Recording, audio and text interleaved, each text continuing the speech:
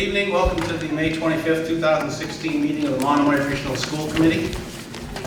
First order of business is the approval of the minutes. I entertain a motion to get the minutes to approve. Yes, I assume we have that. Anybody want to make a motion? We approve the minutes of our meeting on May 18th. Second. Any discussion, amendments, changes? All those in favor? Aye. Any opposed? It's approved. Next item on the agenda. Before we do our agenda, I want to make a couple of requests about ways in which we'll be conducting our meetings. I'm going to ask that anybody who wants to speak, in the interest of basically making sure that everybody can hear everybody and everybody gets an opportunity, and also to expedite the meetings, I'm going to request that anybody who speaks, anybody other than school committee members who obviously have microphones, that they go to the podium to speak. So it's very often that there are members of the administration who are kind enough to want to answer questions that come from the school committee, and they're out in the middle of the room at the time. But I think it would be better for purposes of the public and hearing what they have to say, and for the school committee hearing what they have to say, that they take the podium. So I'm going to enforce that. And I want to remind this school committee that I had mentioned the last time that for purposes of discussing things on the agenda that are to be action items, that we will do everything possible to limit our frequency of speaking to 2 times and a duration of 10 minutes. And I would ask that also for the purpose of expediting the meeting and giving everybody an opportunity to be heard, I'm going to ask that in all cases, whoever wants to speak, seek recognition from the chair before speaking. Having said that, next agenda item is Spotlight. What's happening at Chatham Elementary?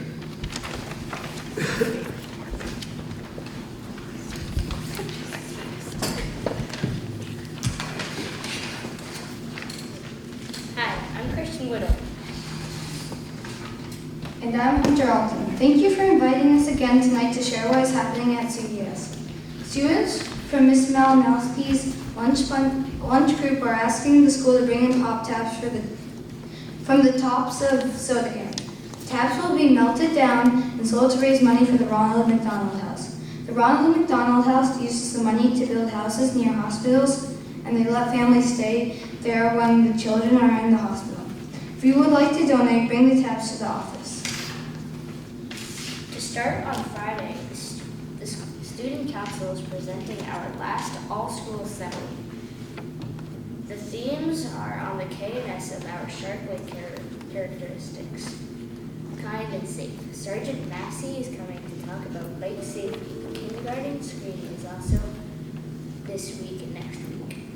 The Elder Public Library will join us on the 17th to kick off the summer reading events. We also have just announced that there will be a talent show on Monday, June 20th, and the choral concert is on the 21st. There have also been lots of field trips lately. The 2nd grade went to Fort Hill in Wellesley as part of their work with the National Seashore and the Pollinator Unit. Christian I in the 4th grade went to Heritage Museum and Gardens as part of our Plants and Animals unit. Grade 1 went to the Roger Williams Zoo in coach buses as part of the studying a topic on animals. Upcoming events for grade 3 are a trip to the National Seashore, and they are joining 4th grade to Boston. Grade 3 is going on the duck tours, and we are going to the Science Museum. Grade 4 is also working on their state fair projects. We will be presenting these projects to the community on Thursday, June 16th. Also on June 16th and 17th, G-Man is returning. He presents and talks about a lot of stuff about the world and world maps. Other upcoming events are CES Field Days. Also, grade 4 is coming to Monomoy Middle School for a step-up day with Harwich Elementary. We are looking forward to seeing the people that we know and having lunch in the cafeteria and seeing Mr. Webster, the PE teacher that used to be in Chatham. or events such as picnics with families at oyster ponds for kindergarten and grade 4 are also happening. Thank you again for inviting us. Thank you. Good job. Let's go. Is there anybody that would like to ask questions or comments? Ms. Ryder? Field day or field days are when? Do you know? It doesn't say. Okay. Thank you. Anybody else? They're the second week. Thank you very much. Very good, thank you. Good job. Second weekend. Next item on the agenda is public comment. As I stated at the last meeting, I'd like to advise people who want to address the school committee that they're free to comment, to speak to the school committee on such topic as they choose. We do limit you to 5 minutes, and I also want to advise you that we have some action items on the agenda tonight, so that if you're here to discuss the action items, I would ask that you do it during the public comment period. Is there anybody here who wants to address the school committee? Mr. Houston?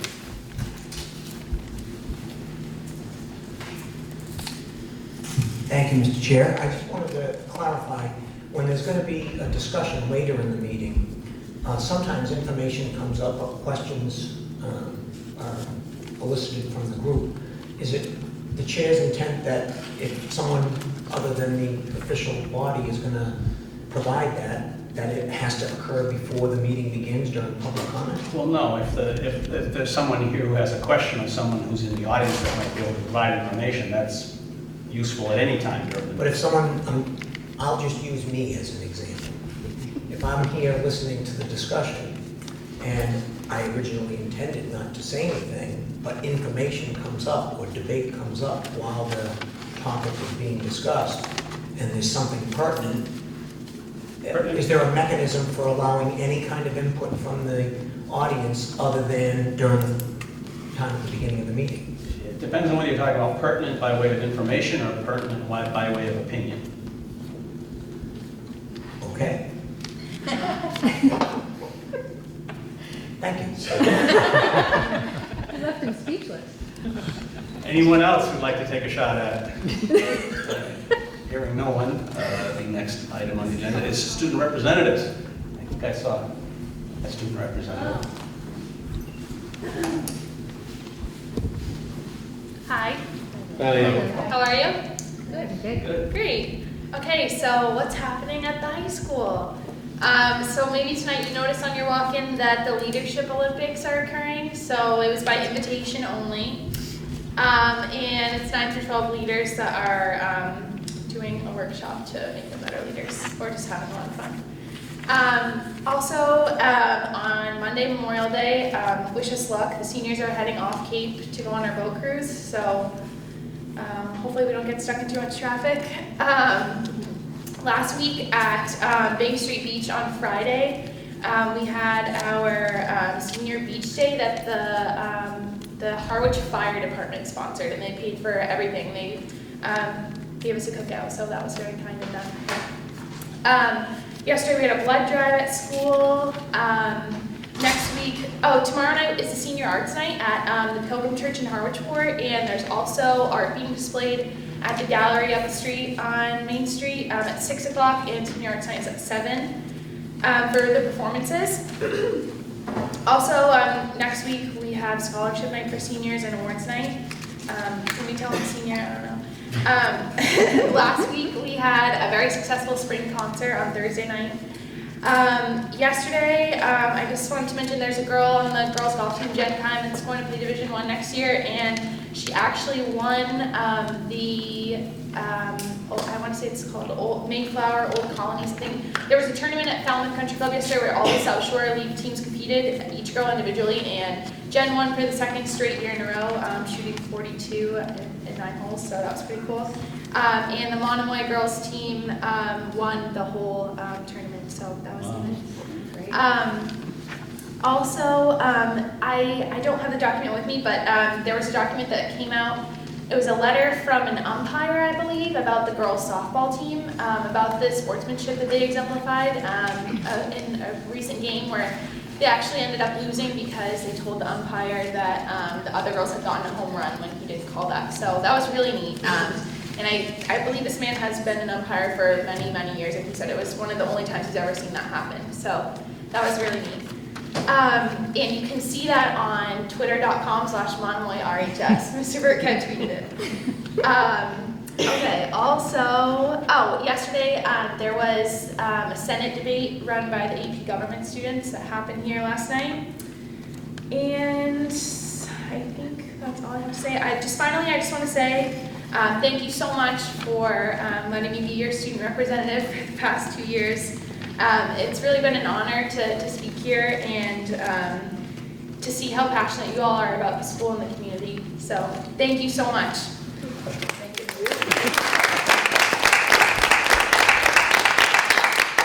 It's been a pleasure seeing you and hearing you. Thank you so much. Thanks. Yes, for 2 years.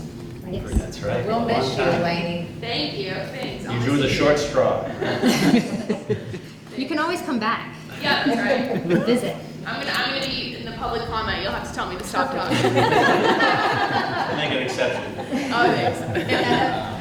Okay, the next item on the agenda is recognitions, and before we seek formal recognitions from Mr. Carpenter, Sharon had brought up the issue of doing something for Ed Jaworski, and Sharon and I talked about it since then a little bit, and it's occurred to me, and I think Sharon agrees, that we've had a number of people who've served on the regional school committee.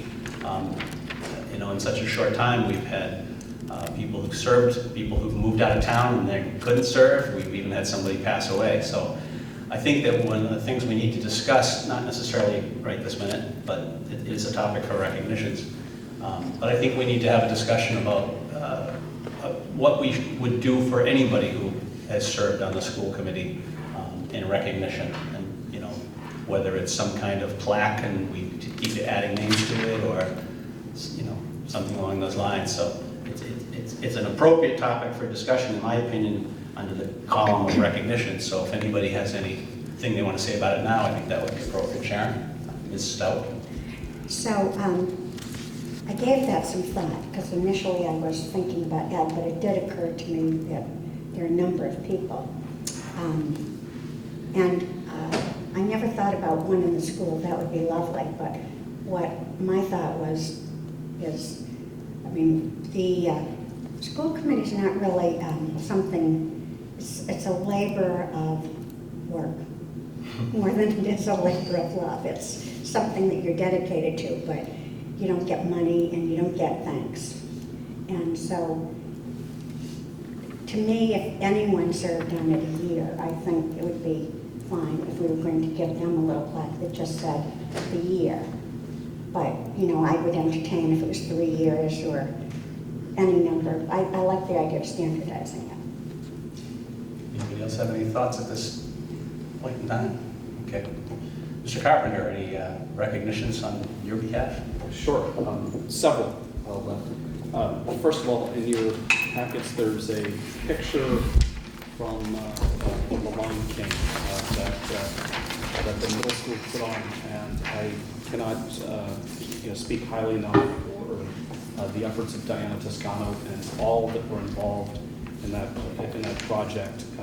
Truly, it was probably one of the best plays that I've seen, and to see it be this middle school play, it was funny, it was very well choreographed. So congratulations to Diana Toscano and all of the performers. In addition, in the packets, there is a nice letter from Eunice Burley, who's the vice president of the Chatham Conservation Foundation, who wrote Principal Wilson to thank him for supporting their vernal pool creation project in collaboration with Mass Audubon and the Center for Wetland Restoration, and just really talking about how it is a great community-based effort that really will support learning experiences for our middle schoolers for years to come. I also was going to share with you the same letter that I believe is in your packet that Lainey was talking about on the great sportsmanship that our girls softball team exhibited. And then just some other things. we have in there a letter from Miss Tina Gaines, who was just sharing how impressed she was with the Massachusetts State Senate debate that was held here, I believe, last night at Monomoy Regional. As I was pulling in yesterday, or late yesterday, there was just signs, signs all up and down the driveway. And I think what was special about the debate is that Mr. Dixon, one of our high school teachers, was really prepping students, and it was our students that moderated the debate. And Ms. Gaines was just commenting on, one would think that it was a professional that was up there moderating this debate. So congratulations to all involved with that. Just some other kudos. We have 5 Monomoy students who have been nominated or selected to be members of the National Chinese Honor Society. These include Tara Berry, Elizabeth Mahoney, Aaron Stakey, Madison Welshman, and Jason Zhao. And last but not least, I just want to acknowledge the great work that Mary Hemian and Terry Flint did a week ago today while we were holding our meeting. They were hosting the National Honor Society induction, and I received a nice email in my inbox from a parent who was really sort of commenting on how these 2 members of our faculty and advisors really got every detail right. They talked to the parent wrote about between the lightings, the microphone, the flowers, the eye contact, the dress, you name it. It was a very special evening. So thank you to Ms. Hemian and Ms. Flint for making that happen. Thank you. Any comments?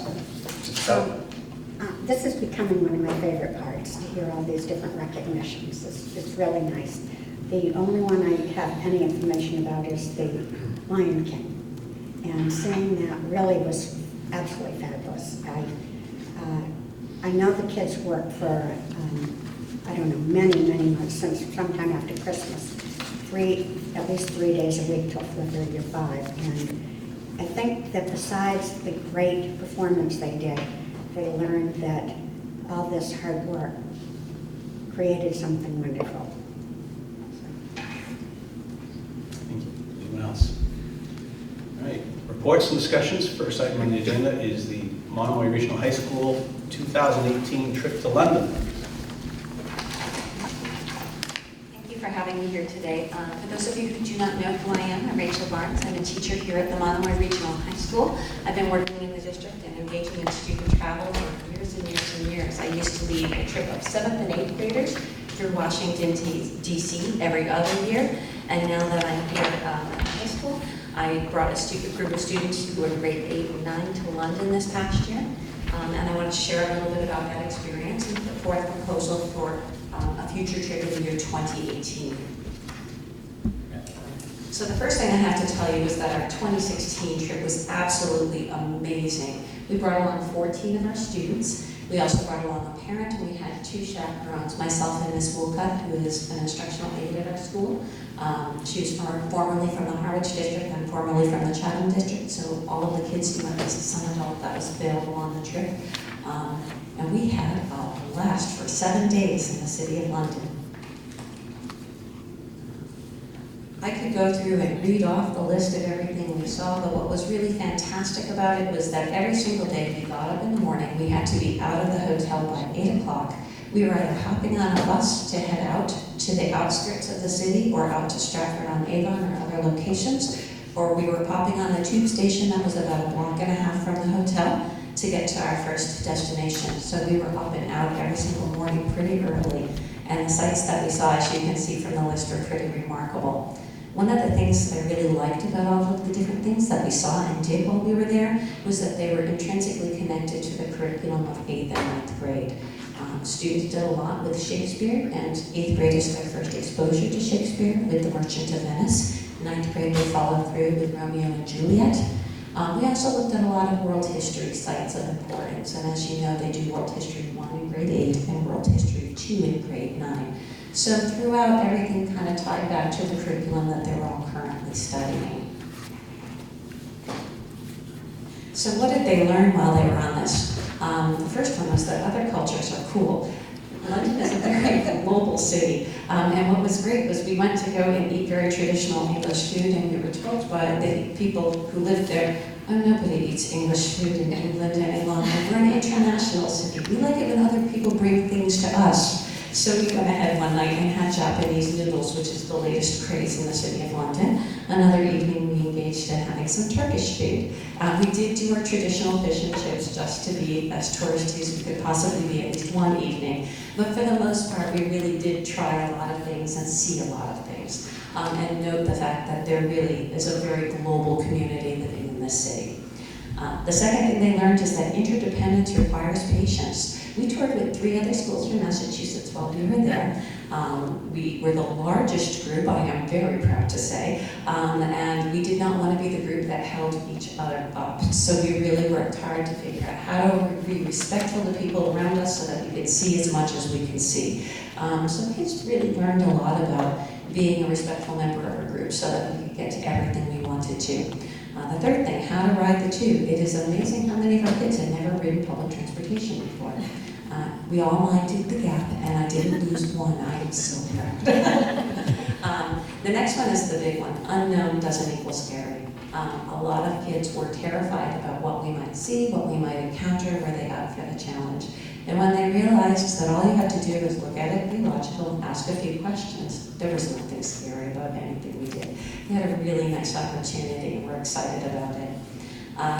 Next is organization and scheduling. What you see up there is our picture is how we started our day every morning. The kids all got out their phones and took pictures of what our plan was so they knew exactly what the main highlights were.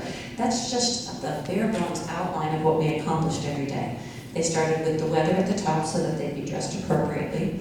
We would have the major things that we were getting to, as well as the tube stops that we were needing to attend. So if anybody got separated, they knew exactly where we were headed to next. There was no fear of anybody getting lost. And what was really lovely about that was that the kids really learned how to be on time, time management, and the importance of all of that. And the last part is there's life beyond Cape Cod. I already have one of my students saying she's only going to go to college in London, and her father is half delighted and half horrified, but there we have it. As you'll notice, the stars for our seniors as you walked in, we actually do have a Monomoy student this year who is headed off to King's College in London for next year. So it's not out of the realm of possibility. So, why am I back here? Clearly, this is actually my favorite sign that I saw. It was in Shakespeare's birthplace. It was on a piece of furniture that was original to the house. I wanted to be wearing it by the end of the trip. They wouldn't let me take it. I don't know why. The big reason I'd like to go back with our students in 2018 is that all of our kids really deserve that opportunity to get beyond the bridge, try new things, have those great experiences that they get. What you're seeing here is a picture of the Globe Theater as they were getting it ready for A Midsummer Night's Dream. It looks very magical and lovely, and it only looked like that for one day because they were taking it down to do Hamlet the next. So we get those opportunities to have those once-in-a-lifetime experiences. Get used to traveling, get used to becoming a student of the world as opposed to a student of Cape Cod alone. So my proposal for the 2018 trip is to actually go through and follow through with the exact same EF package that we took the kids on this past time. It is a 7-day journey from here. If my daughter's going, I'm not. Fiscal 2016 monthly financial report. Mrs. Izernial. Another idea, my sister had a change jar, and right away they just collected change over the course, and when her daughter went, it was almost 3/4 of the pay bill, just all with change over a couple of years. You can do a curse jar in my house. Jar. Pay for at least 2 people. That's just my wife. Some things are better left unsaid. In your, Katie Isarnio, business manager for the Monomoy Regional School District. In your packets were the financials that went through. I ran the report on May 3rd. For all intents and purposes, it was through April 30th, to make an adjustment. Our revenues are right on track as we have 18.32% uncollected at this point, but we're, except for some of the miscellaneous revenues, I think we're right on track for where we wanted to be in terms of the revenues, but we knew that early on from the tuition situation that didn't happen.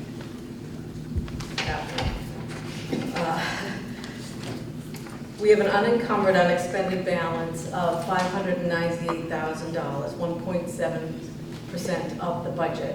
I sent a corrected, not a corrected, but an updated sheet in your packets because on our software system, it encumbers all of our payroll and all of our benefits.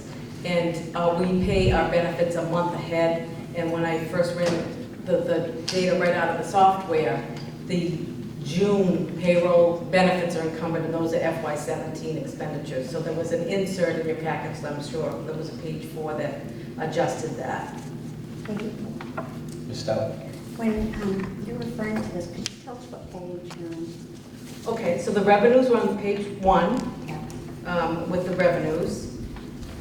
And then going to the revenue page 1, and then there is a FY16 Monomoy budget by location and cost center, which is also page 1 that shows all the expenditures by cost center, how we budget, and it shows the budgeted amount, the year-to-date, the encumbrance, and then the balance, and the percentage that is remaining in the budget. And then the detail, if you go to page 2, just breaks it down by location. Page 3 as well, and then page 4 is the sheet that I was referring to that I referred to as a corrected encumbrance. My projections right now, we're wrapping up the year, it's really hard to believe, another year has flown by. It looks to me at the end of the year, we're probably going to have somewhere around $250,000 remaining at the end of the fiscal year. But there are things that we don't encumber, like substitutes and some stipends and a few miscellaneous things, but hopefully there won't be any surprises at the end of the year. But that's where we seem to be tracking right now. Any questions? Concerns? Ms. Stout? When you're saying stipends and substitutes, can you give a ballpark figure that might be? Approximately $33,000. Anyone else? Ms. Ryder? So are we on a schedule that we'll receive maybe 2 weeks later or 3 weeks later at the end of the month updates? Is that what we'll see? So this is through April 30th and we'll have them through May and so forth and so on? Yes. Okay, great. Those can be a part of the packet and every month, whenever you want. But that generally we do it. Yep. Mr. Duval? Just for the point, this was originally on last meeting's Right. agenda, but we bounced it because we didn't want to go to midnight. Yeah, no, I didn't have an issue with the timing. I was just checking to see what it would be. Yes. These are nice system-generated reports, so we can get them anytime. So that's all. Okay, thank you. You're welcome. Okay, the next item on the agenda is school start times. School start times, we'll leave it at that. As the school committee is aware, the public is not yet aware, Mr. Carpenter had sent an email to each school committee member earlier today in which he set forth his current recommendation in regard to the school start time issue. Obviously, having reviewed all of the information and in consideration of comments that we've made in the past, and I'm certainly going to request that we all state our position, whatever it might be with regard to school start time. But unless anybody objects, I'd like to start with Mr. Carpenter's recommendation. If you could summarize that or Sure. read us the letter or whatever is convenient. I guess to clarify what I was sharing with the committee, yeah, I think we we have heard concerns about, is this something we can implement by next year? And I think in many ways the answer is yes. And I think if we want to be creative in what sort of ways we could find middle ground, I think postponing a implementation of a start time until a year out would give us the ability to go and thoughtfully budget for whatever we might need to be able to put in place. For instance, I think there has been conversations about, could we start all of the schools at roughly, let's say, 8:15? Well, to do that would realistically need 26 buses to have that happen. But we could, without doubling the number of buses, without going from 13 to 26, we could look at some intermediate, like get 2 more buses.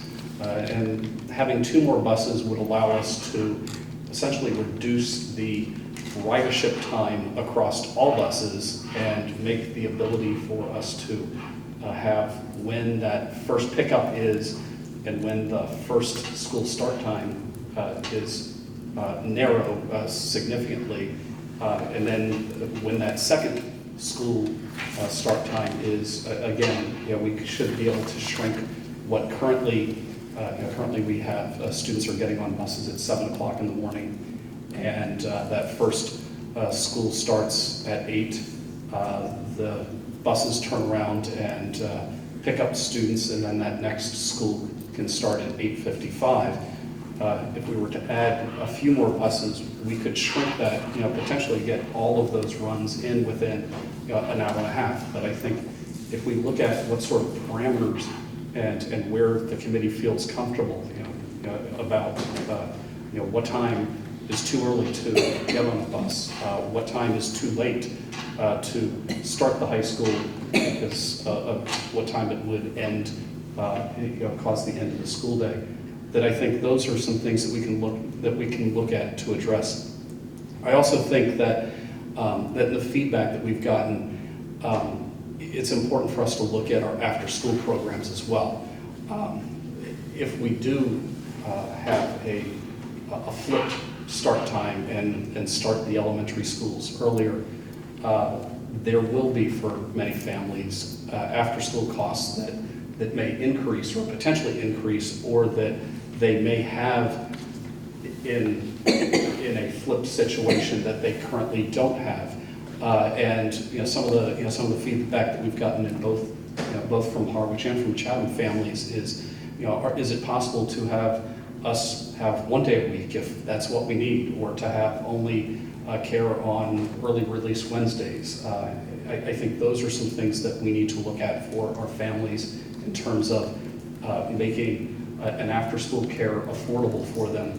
The other thing that that was clear in what the families were asking for is, some families were saying that if we were to have a earlier elementary school end of the school day, that they're okay. They can pick up their children at 4, but they don't need care until 5:30 or 6 o'clock. So are there sort of half afternoon options for families? And again, I think the important thing there is to look towards more flexibility in our after-school programs. Now, the program that operates out of Harwich Elementary School, that's a Monomoy entity. That's something that as a school district we can directly work with. The program in Chatham is a program that works cooperatively with us, and that we would need to go and work with them to hopefully restructure some of the way that they staff the program to make it financially affordable for families. But what I was reaching out to the school committee to say is, if there is a want to change start times, I think that given the feedback that we've received, to look at a year out where we can budget for things, that gives us, I think, a better chance of implementing it in a way that I think can meet more of the wants that people have raised in the process. In light of Mr. Carpenter's email to the school committee today, I had drafted a form of a motion which would be consistent with his recommendation, not because necessarily anybody should necessarily agree with his recommendation, but to serve primarily as a starting point for discussion and also for anybody that wanted to comment on that proposal, obviously, or any other proposal, or anybody that has any comments at all about the whole idea. So I'll open up to discussion. Ms. Stout? I worked up until the time I got here, so I didn't have a chance to look at it at all, but hearing what you're saying, I guess the feedback that I would think is, I love the idea of doing something with the daycare for the kids and reaching out and trying to figure out something so that if actually people need daycare till 4:30, then they could have it till 4:30 and not have to have it till 6 or whatever those things are. I think the earliest start time for the elementary school that I would feel comfortable with would be 7:45. When I worked in Chatham, we had it at 8 and we had it at 8:15, so moving it just 15 minutes earlier than I've worked under wouldn't be too uncomfortable, but I would like to see what the 2 extra buses kept, if it was if people weren't getting on the bus any later than 7, so it's 45 minutes rather than 50 or 55 minutes presently, then that would be something that I could go with. And as far as the middle and high school, now it's at 8, and that works out really well for some, and I've done some research on the research, and I think I would go as late as 8:30, but not 9 or 8:55. Mr. Russell? I thought there's some agreement on what I received an email via Scott, and I'd make a motion only to clarify something Sharon just said about times, then we can continue to discuss it. So hold on, everybody, it runs for about 2 pages. Oh. I'll read it slowly and capture the essence. Most of us probably have a copy of it. I move that beginning in the school year that begins in September 2017 and ends in June of 2018, the current school starting and ending times for the elementary schools, the middle school, and the high school be reversed so that the result is that the Howard and Chatham elementary schools begin at approximately 7:45 in the morning and end at approximately 2:15 in the afternoon. And that the Monomoy Regional Middle School and the Monomoy Regional High School begin at approximately 8:30 in the morning and end at approximately 3 p.m. And that the precise times be determined prior to the beginning of said school year based on such appropriate arrangements as can be made with the company that operates the Monomoy Regional School buses, and further based on due consideration by the school committee of the effect of the start and end time changes on the school budget for fiscal year 2018. The sentence is no yet. And I further move that the superintendent or his designee make all reasonable attempts to contact local after-school child care providers and to seek their cooperation and assistance in modifying their child care programs, including their scheduling and service fees, in such a way as to assist the school administration in helping the parents of our students in adjusting to the costs and other effects of the change in the school start and ending times. Bold print, including flexibility to have after-school care 1 day a week or once bi-weekly, as with early release Wednesdays, and flexibility for partial afternoon care such as 2:15 to 4 p.m. Is there a second? Second motion. Mr. Val? Second. Second. Discussion, obviously, on the entire topic or the motion or anything else involved with it. Ms. Middleton? As I've said before, I am in favor of either the flip or a compromise. I am opposed to the idea of putting this off another year. I'd like to quote the presentation, the original presentation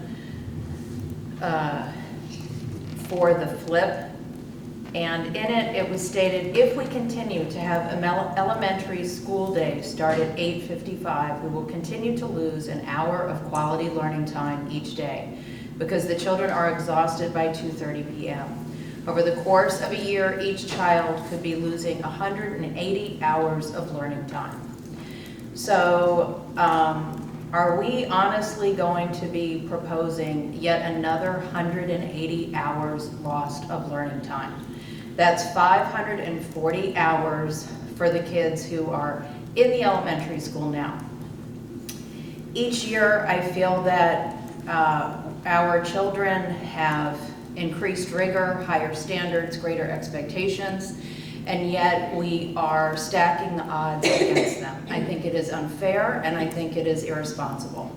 I appreciate all the considerations you bring. I appreciate trying to find some middle ground. I'm not convinced that if this is important enough, we can't all rally around and make it happen. Thank you. Further discussion? Ms. Ryder? I have a question about our regional transportation. We get a certain amount reimbursed by the state, correct? Mr. Carpenter? We do, yeah. It's about 75%? 70? 70, I think, is what the magic number is looking this coming year. Okay. Mr. Ryder? May I? Okay. I know the Mask has proposed 63 million, which would be 80%. The House Ways and Means proposed 59, and the Senate proposed 60. So my guess would be we won't get the 63, which would be 80%, but if we get either of the other two, that's approximately 75%. But that's a big consideration. And, I understand what you're saying, Amy, but having that reimbursement, we wouldn't be able to get it if we changed the start times for the September, if we needed additional buses, even if it were a matter of 2 or 3. Is that correct? Ms. Azarino, can you shed some light on that question? Goes No. to prior year. Prior year? Okay. So, yeah, the transportation runs a year behind the reimbursement for that. And it's also, we only are reimbursed for transporting students who live more than 1.5 miles away from the school. So we're not reimbursed for every student that rides a bus. And it fluctuates. Regional transportation is one of those areas in the budget that we've had situations in the past where mid-year there have been 9 seat cuts, and we're glad to be getting around a 70% reimbursement rate. We've been down as low as 53. Lately it's been around the 70s, which is great. Yeah, it looks like 75% roughly, but I just wondered, now that I know that it's prior year, that answers my question. Thank Mr. you. Carpenter? Katie, what's the rough ballpark, Thank you. even with the regional transportation aid that we're looking at per bus? It's $60,000 a bus a year. Mr. Carpenter? So, so that notion that if we look a year out for a way to shrink the total amount of time that the rider, the students would be in ridership, we could build in, potentially a bus, 2 buses, or some number of buses, and have that part of what is, what's in our budget. As presented initially in the proposal, it was initially presented as a cost-neutral proposal that just sort of takes into consideration that that we have 13 buses, and it takes roughly 50 minutes between one run, drop off, and the next run. So there's limitations to what we could do within the realistic start times for the second that second school, that it would need to be closer to 8:55 than 8:30 if we were to not add any additional transportation, unless, and this I also shared in the letter or to the school committee, there are policies that, that the district has that, that we can look at that would limit ridership and say, students that live X distance from the school are responsible for walking to the school. The challenges we have, if we were realistically to enforce that type of policy, not all of our schools have sidewalks that go up, up to them. Even in Chatham, if we look at the middle school, there's sidewalks that goes from the middle school, and you can walk from the middle school all the way downtown on a sidewalk. There are just very limited numbers of families that live within that stretch. And I think what we would find is maybe a disproportionate impact of sort of a strict geographic restriction on bus ridership, where in Harwich, I think we have many more families live in geographic proximity to the schools compared to in Chatham, where I think our schools are located more in the sort of town center area, and the families that attend our schools in Chatham are further away, so that you'd find that in Harwich, where we potentially would be excluding families, and in Chatham they would be beyond a mile from school by virtue of where the schools are located. Mr. Carpenter, if I remember correctly, we also, under the regional agreement, children living in Harwich are entitled to go to the Harwich Elementary School, and the children living in Chatham are entitled to go to the Chatham Elementary School.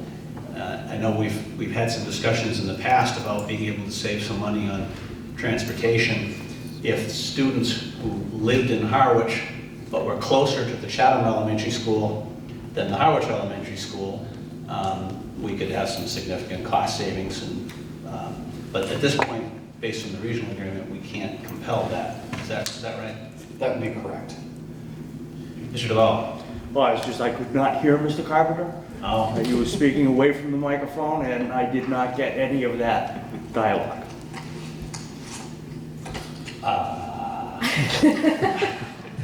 I'll watch the tape. Ms. Ryder? I just wanted to say that I guess what I was getting at, can you hear me? Yeah. Okay. It's all right. Can you get You more can hear me. microphone? I guess what I was getting at was part of what Scott said, that if we put it off for a year, then we have time to work on the budget implications, which we don't really have if we implemented this coming September. Mr. Russell? When this idea came up a month and a half ago, I was in favor of doing it next week. So I am a semi-flip-flopper with the attitude. And the reason why, and Amy, I have absolutely no response to your logic. I agree with it. What gives me pause is the past 2 weeks of parent input, teacher input in the kids. Not necessarily the seniors here, because that vote, they're leaving in another month.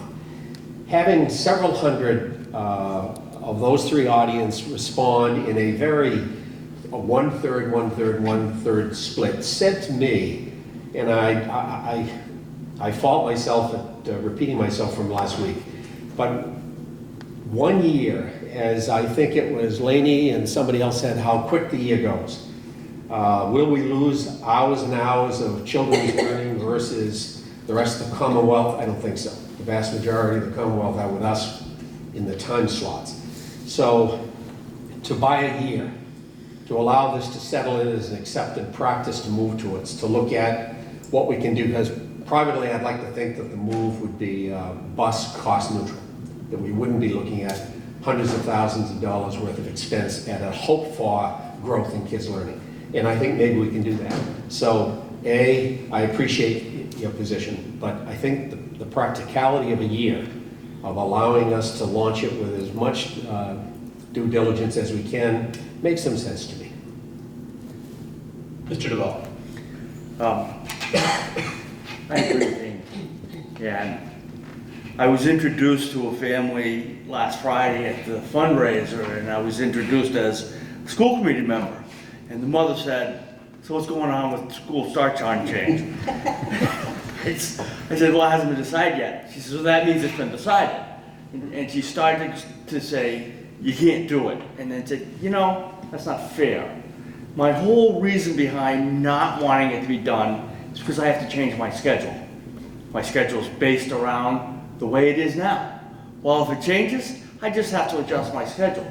And I think a lot of the opposition is for that reason itself, that it's an inconvenience to have to change how their schedule in the morning and afternoon go.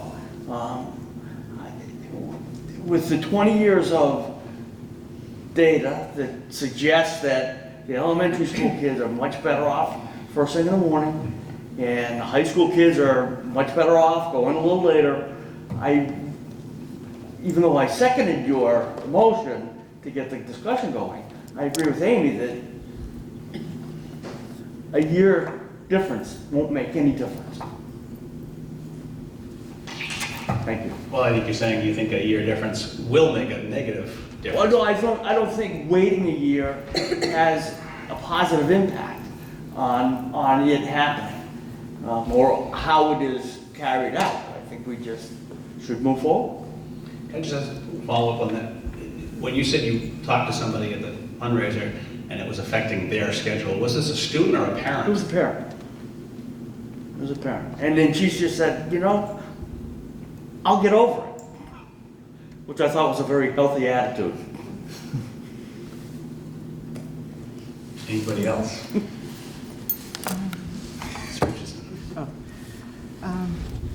I just go back and forth on this, but I keep coming back to one of the reasons I wanted to be on the school committee, and it was to provide the best education for the Harwich and Chatham students. And I feel the data supports starting later and starting early, flipping the schedule.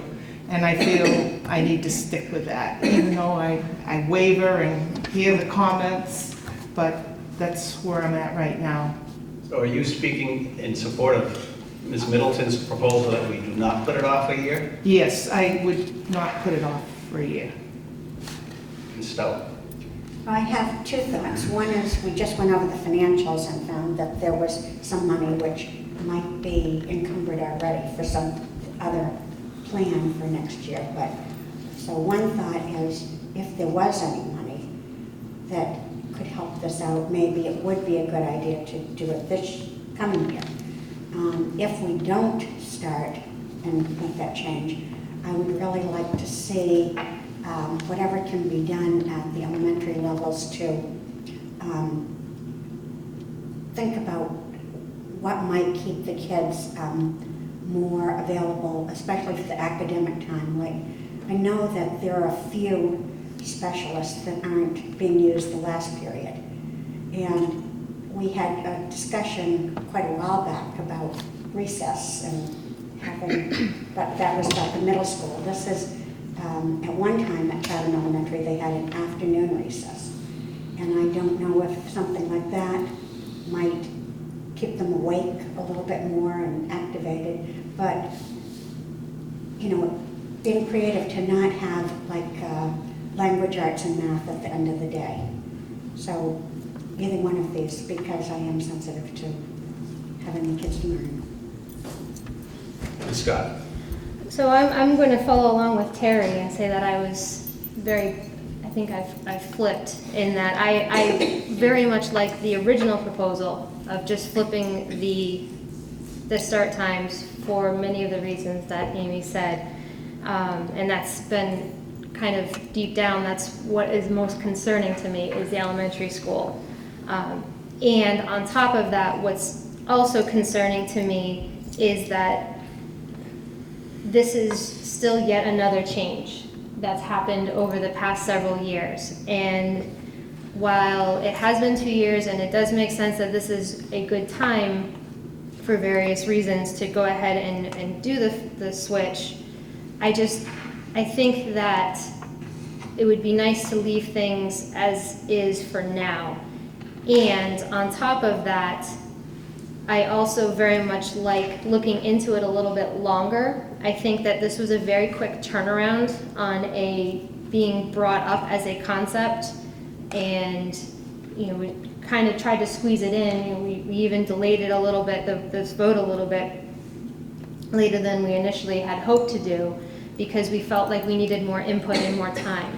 And I don't think necessarily that more time is going to affect people's opinions, because I think what Steve said is very true. People will adapt, and the kids will adapt, and I get that.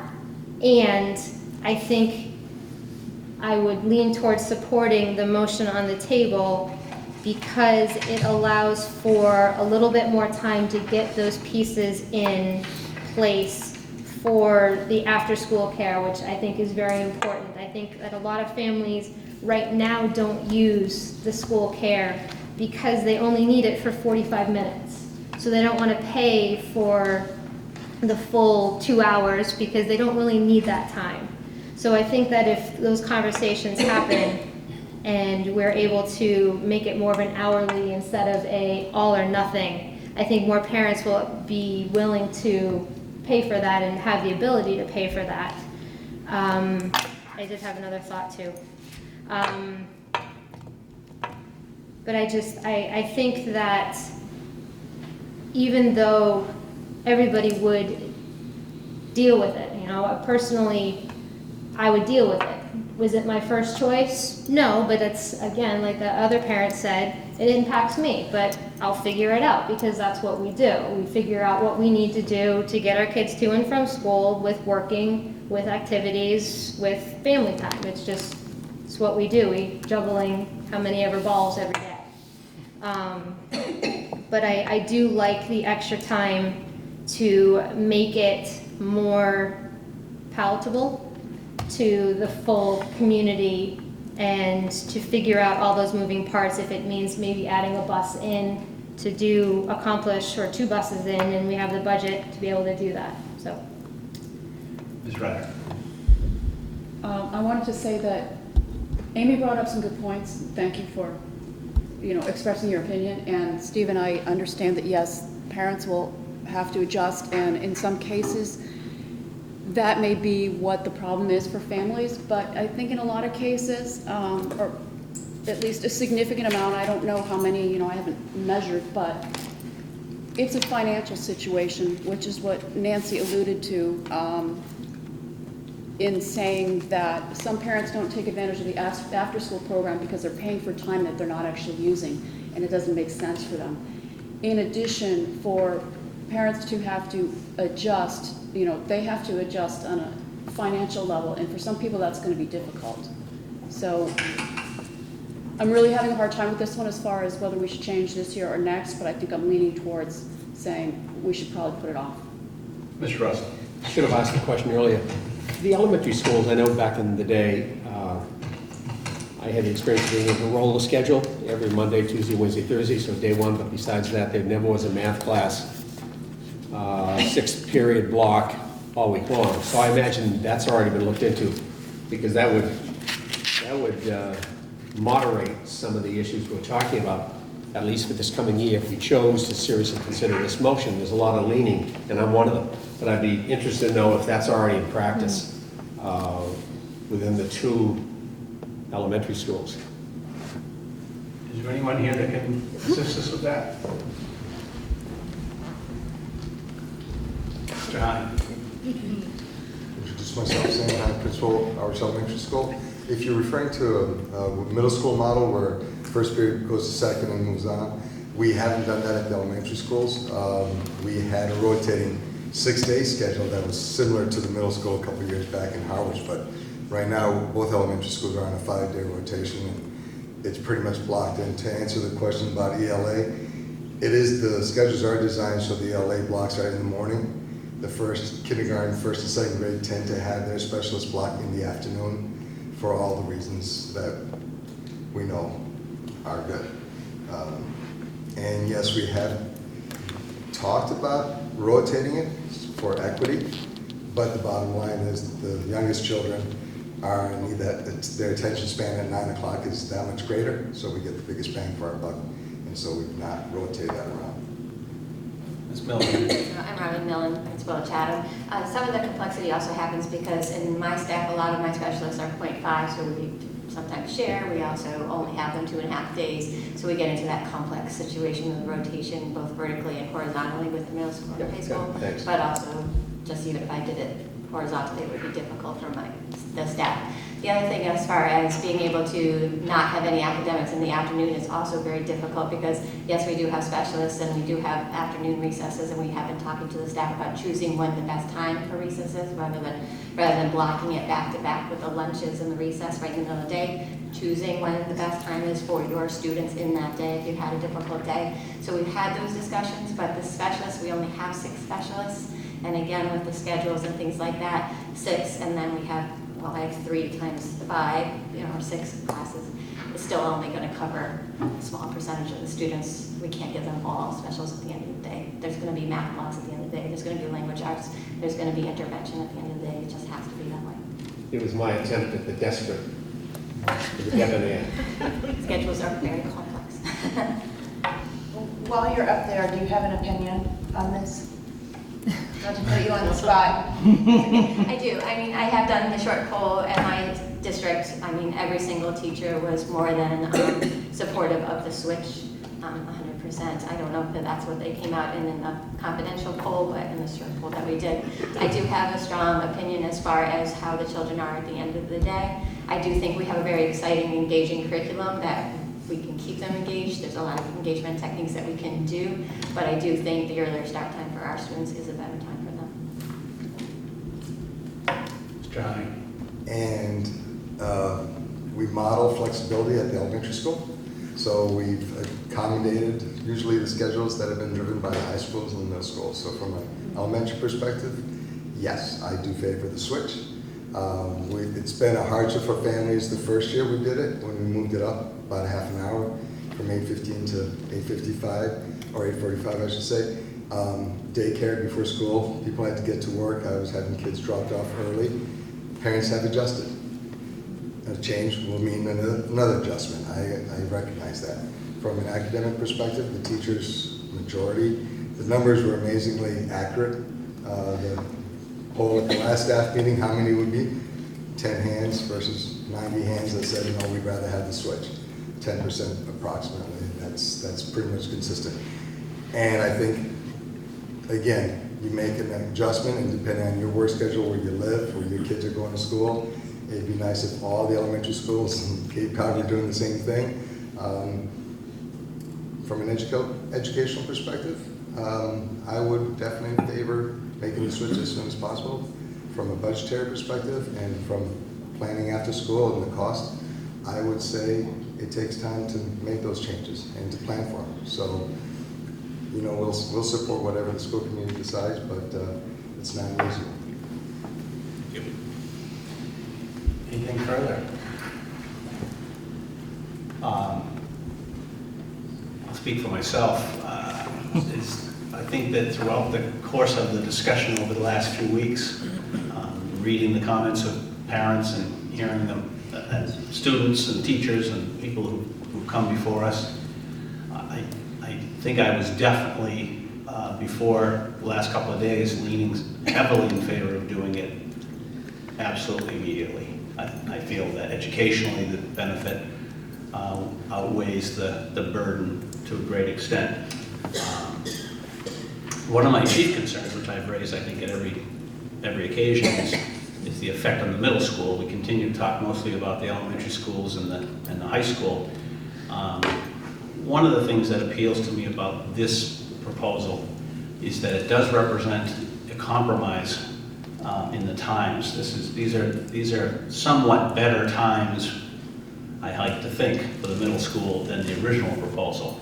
I'm sure everybody's noticed that people who had suggested that we compromise on the time, this proposal includes that compromise, and I think that helps me feel a little bit better about the effect on the middle school, and therefore less worried about it happening sooner than later with regard to not as adversely affecting the middle school and certainly greatly benefiting the elementary school. I think it's an extremely close call. I do think we have to respect the fact that this affects parents on both ends of the day at all the schools. It affects the students at both ends of the day at all the schools. My memory is that some of the information we've received is that other towns that have taken the studies and therefore had the high school starting later, have ironically then pushed the elementary school even later. So, I know we have a chart at some point somewhere in our materials that talks about what the elementary school starting times are in various districts, and a lot of them are significantly worse than we have already. I'm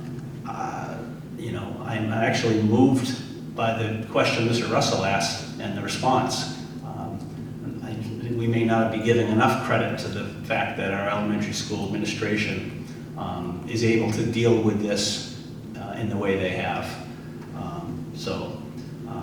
I've now talked out both sides of my mouth, which is my lawyer's prerogative. But my point is just that I think it's such a close call that it's whatever decision we make is certainly going to be just barely the better decision. I do want to ask put the ball back with Mr. Carpenter for a moment. You had originally supported doing it next year.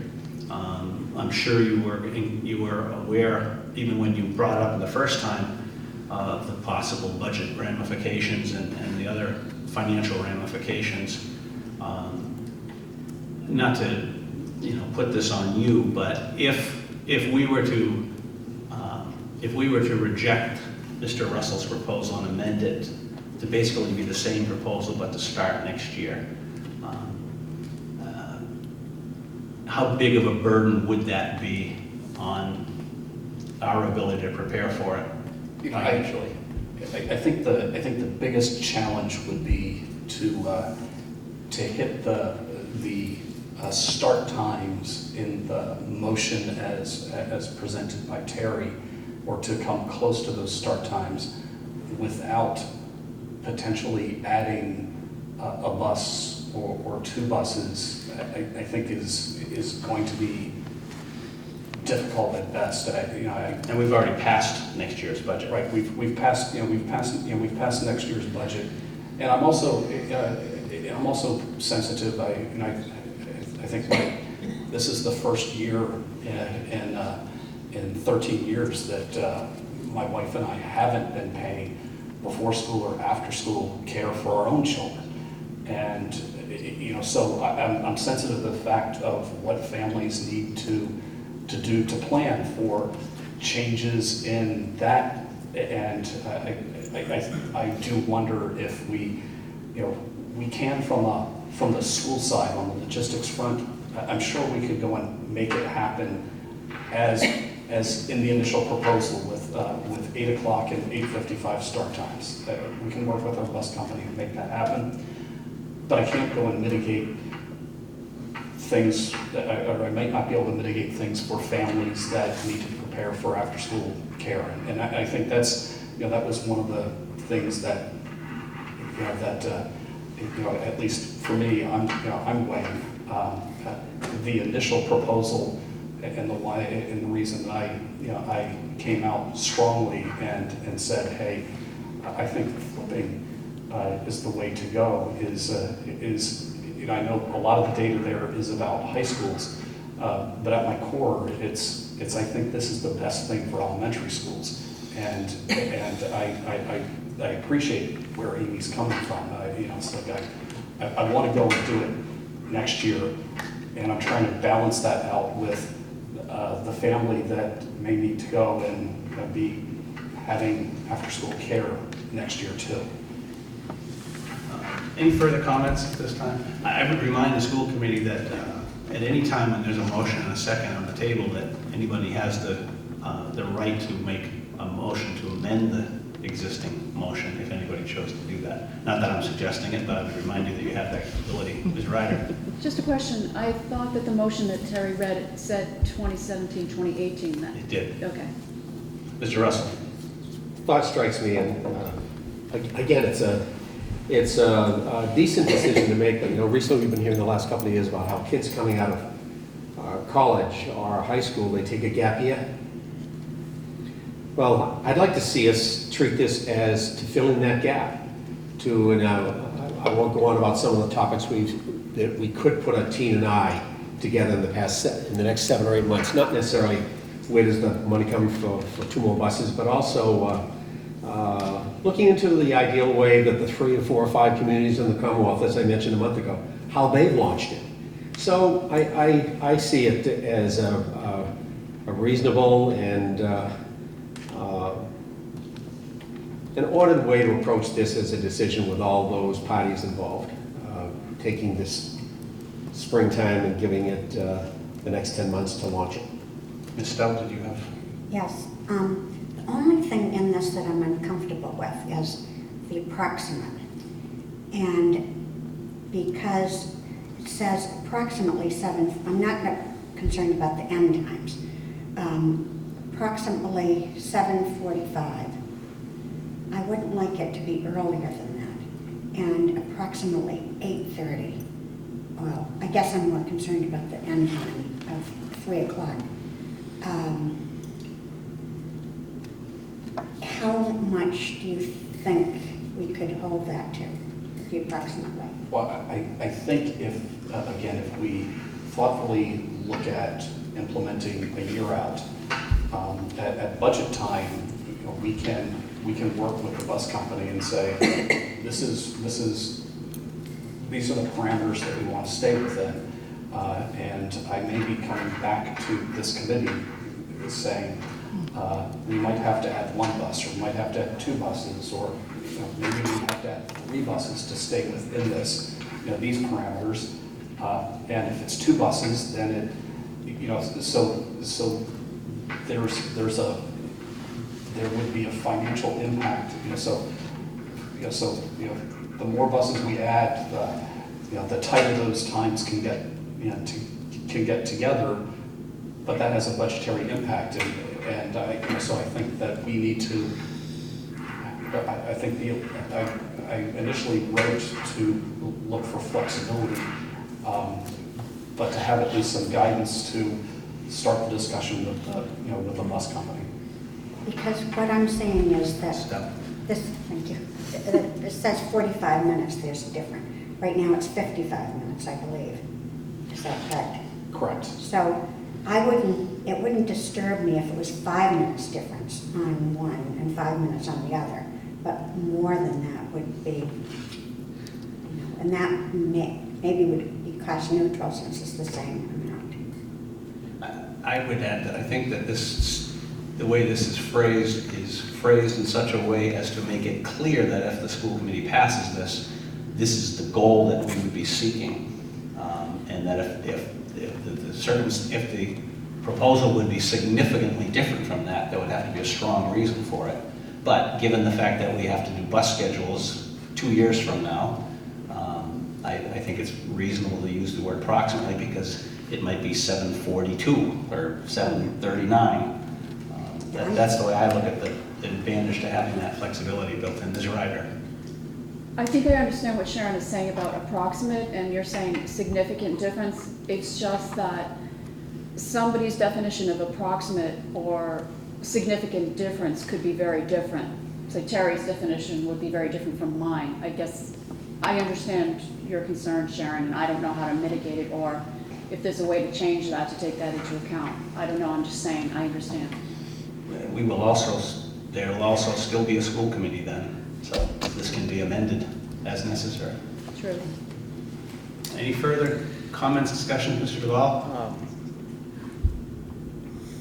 I would like to amend his motion to first, A, talk to us about the times, and then B, a second vote on whether it starts for this next school year or the school year after. Because I am very in favor of the time changes, but I am more in favor of next year versus the year after. And I don't want to just vote no on the motion, because I am in favor of the time change. So what is the change that you would make by motion to this current motion? I would move that the motion be broken down into two motions. One, that we alter the time changes to approximately 7:45 start time for the elementary schools and the approximate starting time of 8:30 for the middle and high school. And we vote on that. And then we vote on whether we begin it, the second motion, whether we begin it for the next school year or the following school year. Are you suggesting, well, just as a point of order, I mean, the motion already has those times. But you're voting on both issues in one motion. And, I mean, I would hate to vote no because Are you making a motion to change the start times? No, I'm making a motion to separate the start times from the year it's done. That's my...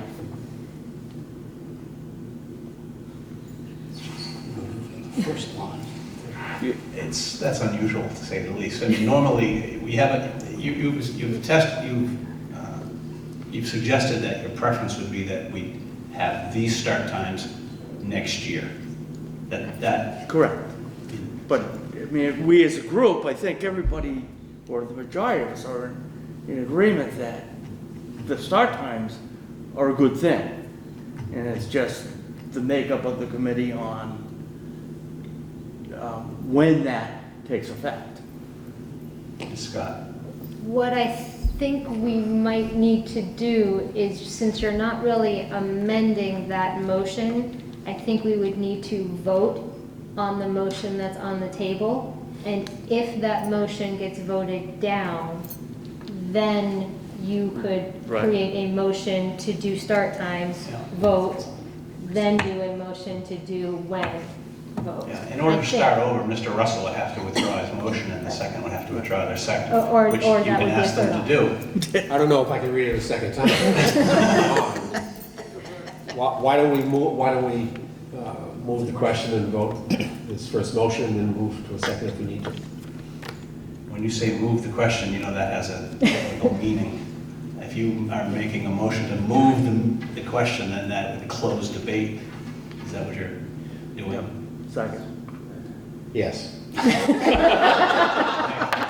A motion having been made and seconded to close debate, which is not discussable. All those in favor of closing debate? Aye. Aye. Any opposed? So it's unanimous, so the debate is closed. And so now I'll entertain the main motion, which I will not ask you to reread. I'll assume everybody has heard it and has a copy of it. All those in favor of the motion as read by Mr. Russell and seconded by Mr. Duvall, say aye. Aye. Could I have a show of hands? And even better.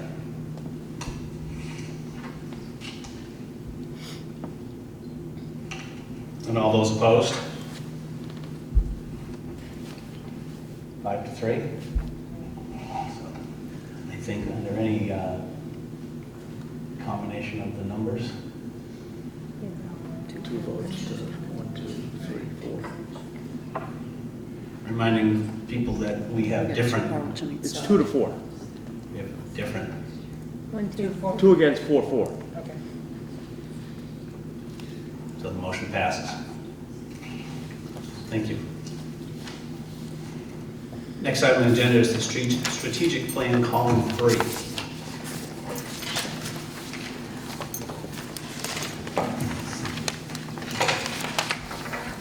I'll make sure I try to talk into the mic here. Please, I will because there's speak a lot up. of smoke coming out. Start fading. At our next meeting, I'll provide you we'll try to get bound. It'll have the fourth column, but we'll also have all the first 3 columns in what at the moment is a lovely 40-page tome. So the third column in the strategic plan is one that talks about supporting learners of all ages in a supportive and safe environment, looking at both learners as our students and learners as our staff. Strategic Initiative 3A to improve differentiated learning for all individuals. And there's two areas here that we're looking at. First is providing enrichment opportunities for children ready for more advanced instruction. And the second is to increase supports and responses to intervention for struggling learners at all grade levels. So in terms of enrichment opportunities, the action steps are at the elementary level to allocate staffing to support additional enrichment opportunities. And this is something that, as we were looking at this past year's budget, it's do we add in staffing at the elementary level, one staff person at Harwich Elementary School and half at Chatham Elementary School. And this is something that we would need to budget for in future budget years to make it happen. At the middle school level, to adjust the middle school enrichment program to be more connected and used by the grade 5 through 7 teachers. Budget-wise, we would want to support that program being a full 1.0 FTE. At the moment, Ms. Maycomer's program is largely doing this, but there are times that position also needs to pick up a history class, here or there. So it's how do we make sure that we're staffing that so it can be a full position, but also more integrated into the middle school program. At the high school level, expand as merited the advanced placement opportunities for students. We've talked all along about having this goal of getting up to 21 AP courses as we look forward in the district, and we've made huge strides to getting there, and this is to kind of continue that. The next way to look at this is train all teachers in the district in differentiated instruction.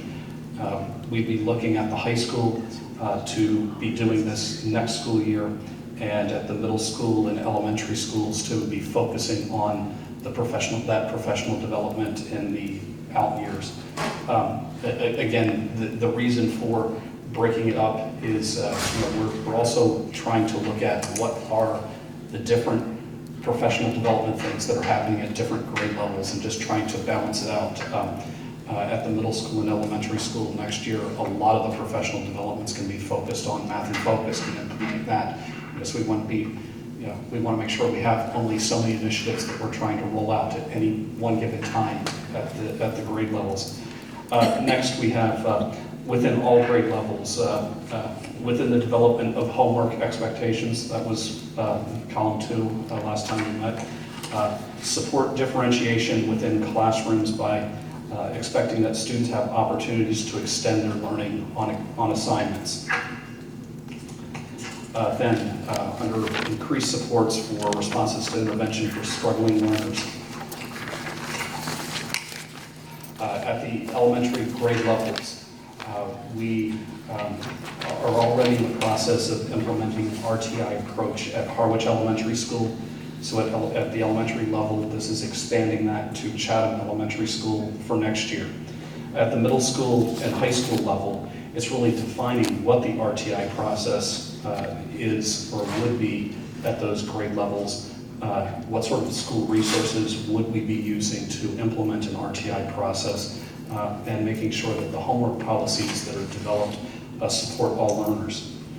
At the high school level, that RTI process would also include this, how we're going to be using this academic support center that we've budgeted for next year.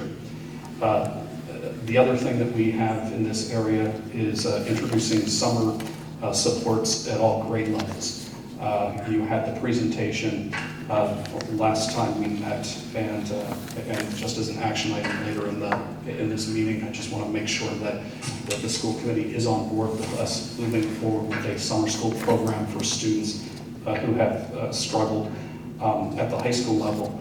But we also look at, for this summer, to start essentially a middle school academy for students who need it, and then look forward towards next summer to start an elementary school academy, again, to support students who might need a little bit extra. A lot of times you hear students over the course of the summer lose some of the things that they've learned, against just trying to make sure those that, those that are struggling are best suited to, to move forward into the next academic year. So. Absent the chair, just a question going back to homework, and it speaks to what Amy said last meeting. Presently, do the 3 grade levels here in the region have guidelines for teachers regarding minutes of homework? And recognizing the half hour for one youngster is really 10 minutes with the same youngster next to her in a different desk. However, that being said, do all of the teachers have a graph that says 3rd graders should have 20 minutes, 10 minutes? I think probably within any team, they probably have some understandings, but as a district, we really don't have sort of an overarching homework policy, which was one of the key things that we were looking at in the second column to establish for the district. But I think this is also looking at on homework assignments that are given. You can imagine, if it's a 3rd grade class at Chatham Elementary School, that the assignment has opportunities to challenge students, that there are challenge questions on every homework assignment. There's sort of a, here's what everybody should be doing, and here are these challenge opportunities. And I think many of our teachers do things like that. It's really trying to look at having that be a school-wide or a school district-wide emphasis. The last piece here, and this is one of the things that we really look forward as Melissa McGuire comes to us. One of the things that she worked on with her students, her staff at in Shrewsbury Public Schools, was really looking at what that co-teaching model is. So when you have a regular education teacher and a special education teacher working together, so it's really to define co-teaching within the district. What's the model that works best at the different school levels? And again, pilot this spring of 2017 at the middle and high school levels, implement at all levels in the 17-18 academic year. Before you move on, could you just very briefly explain the tiered intervention and how, I spoke with Robin about it, I thought it was very interesting, but how, can you just touch on that for a bit? Just where we're coming from, where we are now, and where we're moving into? Well, again, I think it depends on which grade level you're at. I think there's far more that's happening at the elementary levels, and I might welcome Sam to talk about the sort of RTI as it's playing out at Harwich Elementary School might be the best way to start that.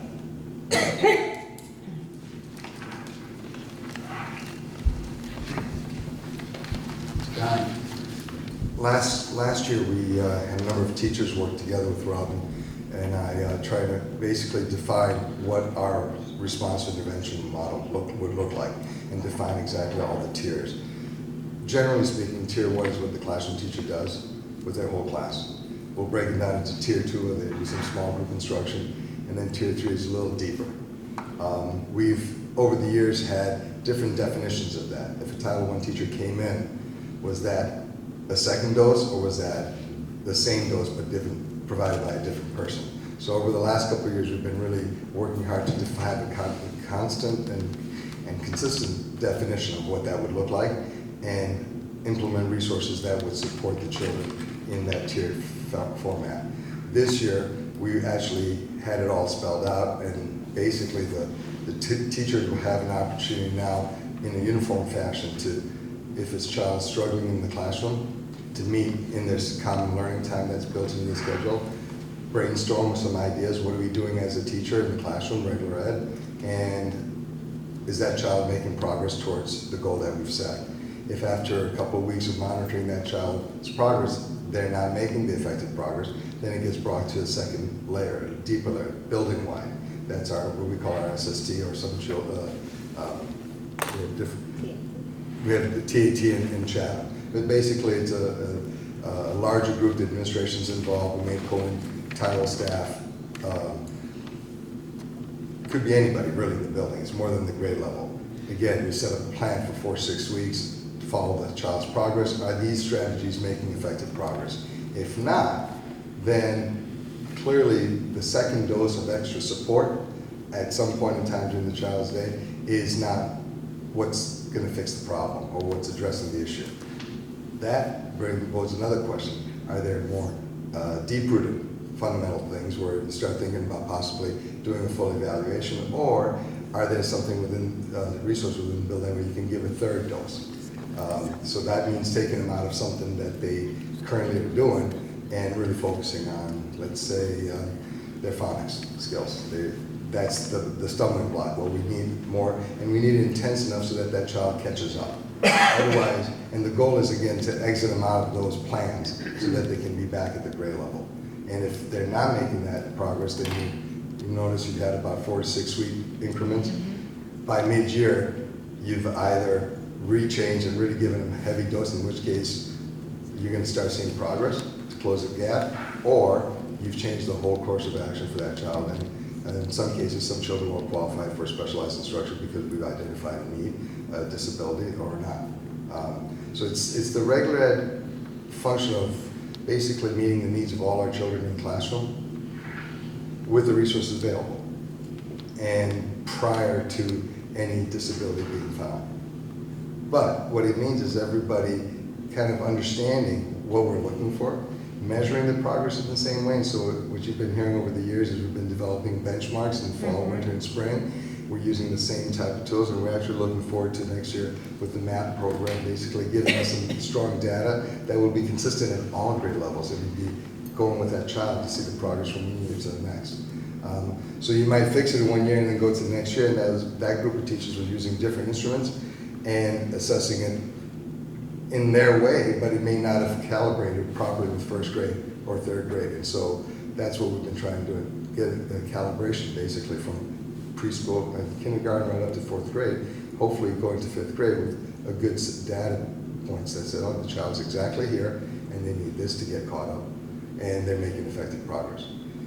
Chatham has used a model, but it's not defined in the same fashion. So our hope of last year was actually to kind of learn from the PBS model in Chatham and migrate that and make it work in Howard so that the kids would have that same growth or response experience relative to social, emotional, behavioral needs. And we would develop the response intervention in academic format and then migrate that over to Chatham. And so in a couple of years, I believe you will see a response to intervention in Chatham and Howard that's very consistent. Our budgets will have resources that support that. And when we get them to the middle school, the children are going to be hopefully able to step into a model that also continues that with their response intervention. I mean, that's a real short summary of a very deep process that's taken us a couple of years to get to. The schedule, the master schedule, the CLT and the PLC times have all provided teachers opportunities to kind of dialogue and brainstorm. And it's still evolving, but we're moving in the right direction. Anything else? Can I just clarify one thing? So excuse me, I'm Robin Millen. The tier intervention is consistent through the district. The MTSS, Massachusetts tier system of support, is consistent through the district. What we were looking for in the action plans last year was to have the same language and the same data points and the same understanding as to how the process worked, so that when we handed it off to the middle school, all the data on those data points, everything looking at all those kind of report generated things were the same. So progress monitoring, action plans, research-based instruction, everybody knew what had been done. So it's coming together, and that was the line. So That's great. Thank you. So a quick look at how it might look at the high school level. One of the things here is to define what that RTI process might be. We can imagine that that there's a student that's struggling in Mr. Houston's history class. Not that anyone has ever struggled in Mr. Houston's history class. And what we see in the data is that student, let's say, is struggling with writing and needs writing supports. So we have built into the budget this academic support center. Right. So the tier one are supports that are happening within Rich's class. So So you might say that a student support team is talking about how can we help Jimmy who is struggling in writing. Well, he could stay after school, maybe meet with Mr. Houston at lunchtime. It's, those tier 1 things are happening within Mr. Houston's classroom. The tier 2 might be the student is going to be assigned a couple days a week to, for an hour to go to this academic support center and work with a person there focusing on writing.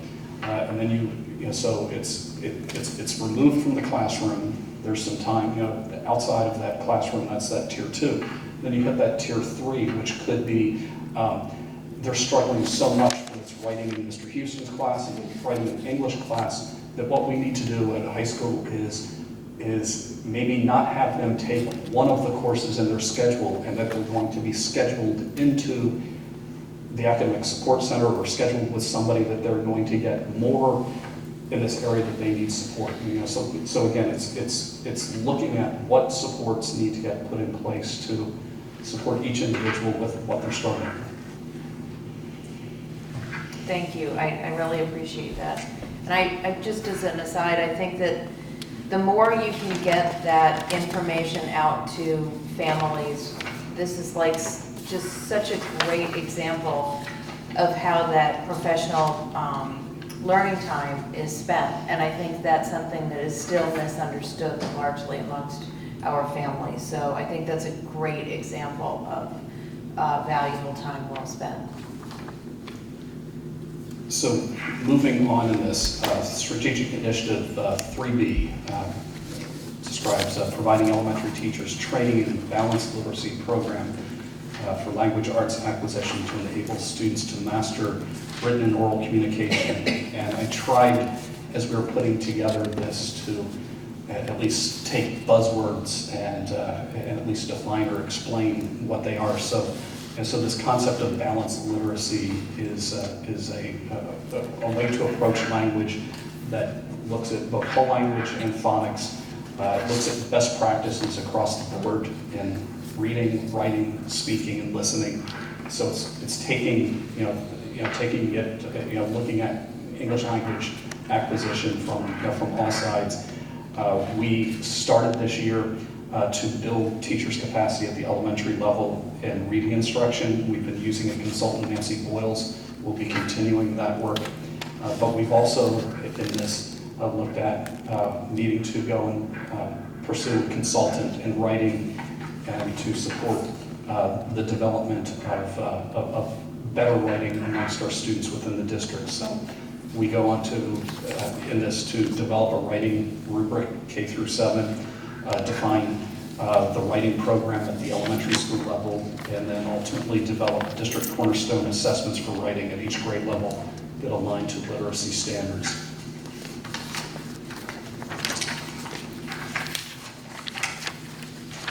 Strategic Initiative 3C, we now have shifted from the student-centered, students as learners to adults as learners. So it's established PLC, Professional Learning Community Steering Committee to focus or to support focus and success of the district's early release time.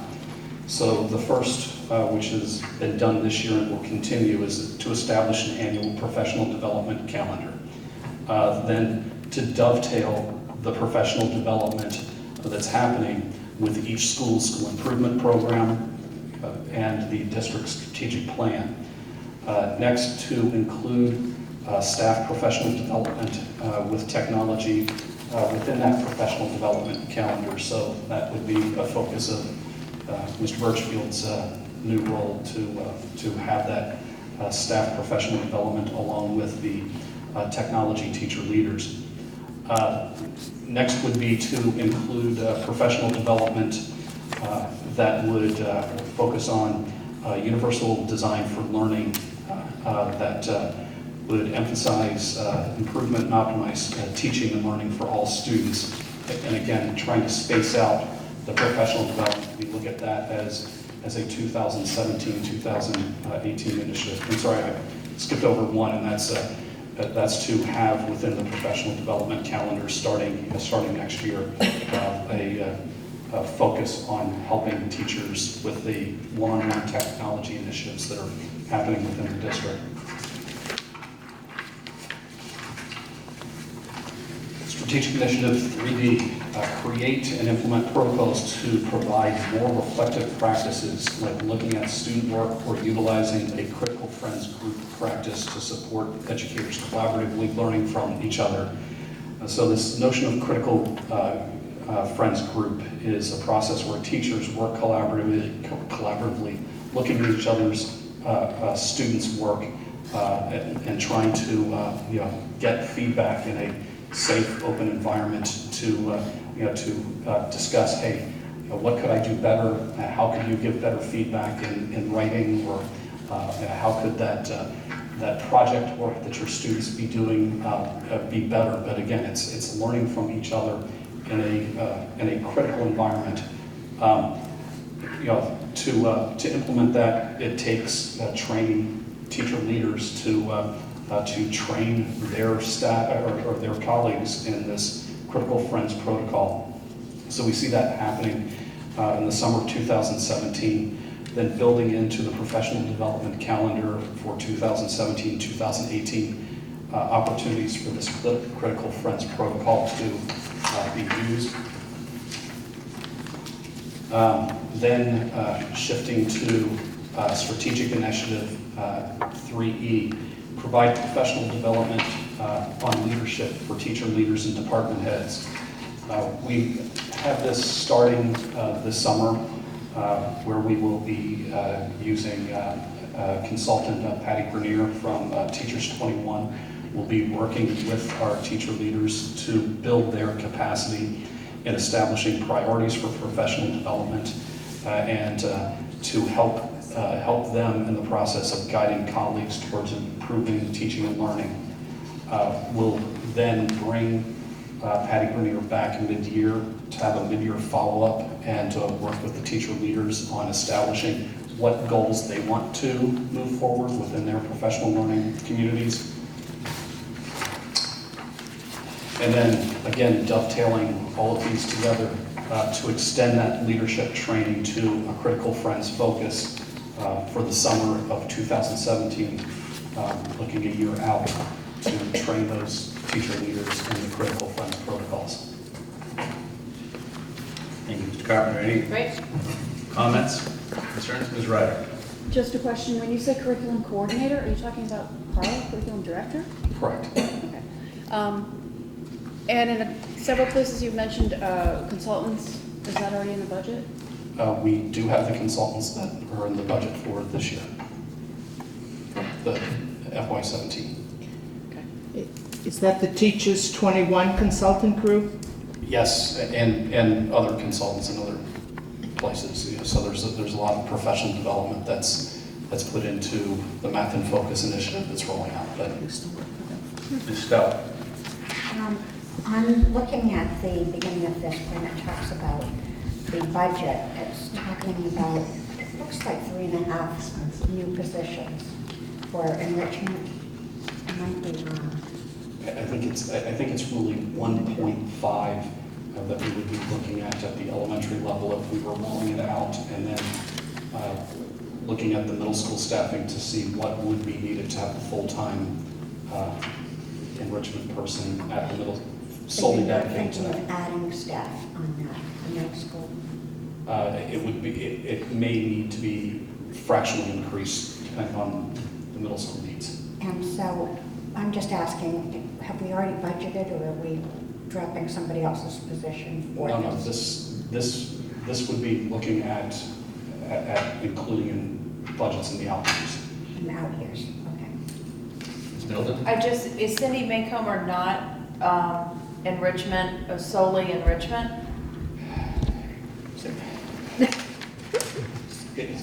Mr. Wilson? Mark Wilson, principal of middle school. Ms. Maycomer is presently .6 enrichment, .4 ancient world history for grade 7.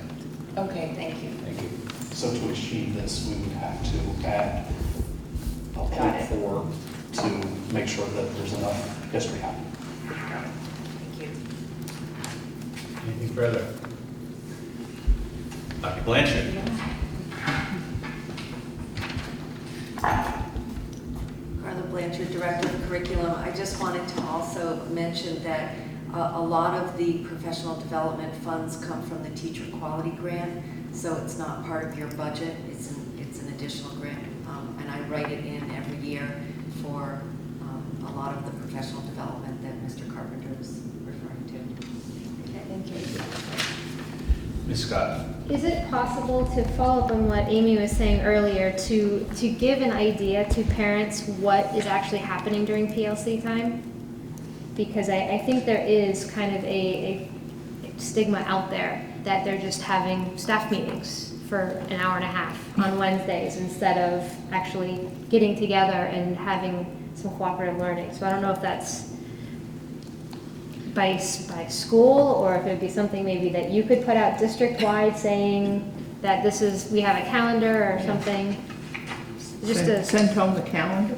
Yeah, something, I mean, even just explaining the RTI program that has been melded over the past 2 years, this year and last year, just so that there is a sense. I mean, I'm just even glancing at one of the letters that we received about start times, and it made some comment about the PLC time, and it's kind of wasted, per se, so.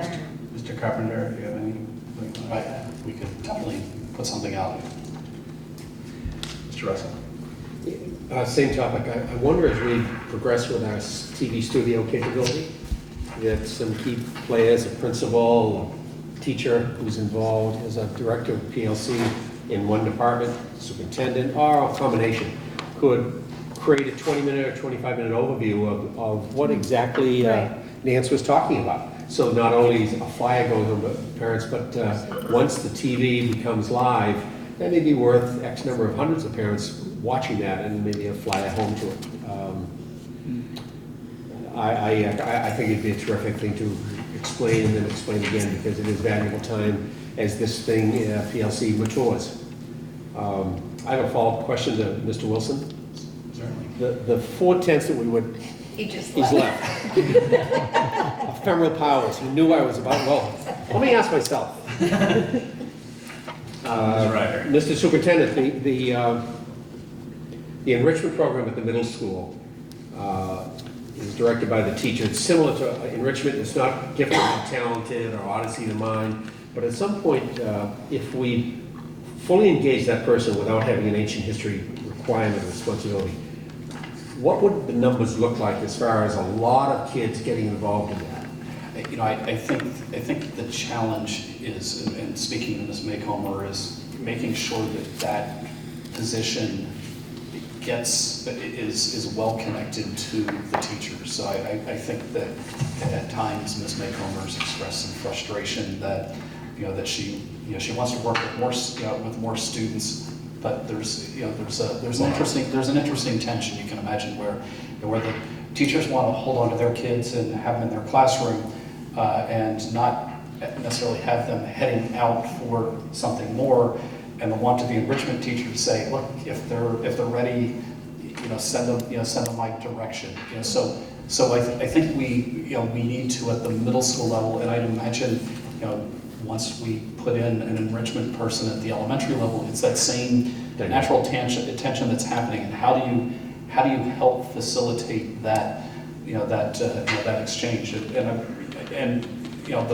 the program that Ms. Maycomer's put in place is it's not a gifted and talented. It's students who are ready for more out of either they're academically ready for more, or it's their interests. I like to write. I'm going to go there and work on a school newspaper article, or I am ready for an additional rigor in math than might be happening in my classroom. So I think she has commented that I think the 5th grade team I think is maybe more connected and using her services more, and again wanting to make sure we get the bang for it and have the 6th grade team feel connected, 7th grade team feel connected. Ms. Ryder? Okay, so now I have to go back a bit, but it was on the topic, on Nancy's topic about the professional learning time. I also noticed that comment from the parent. I don't know exactly what It it's. just happens to be a letter right on top of the packet.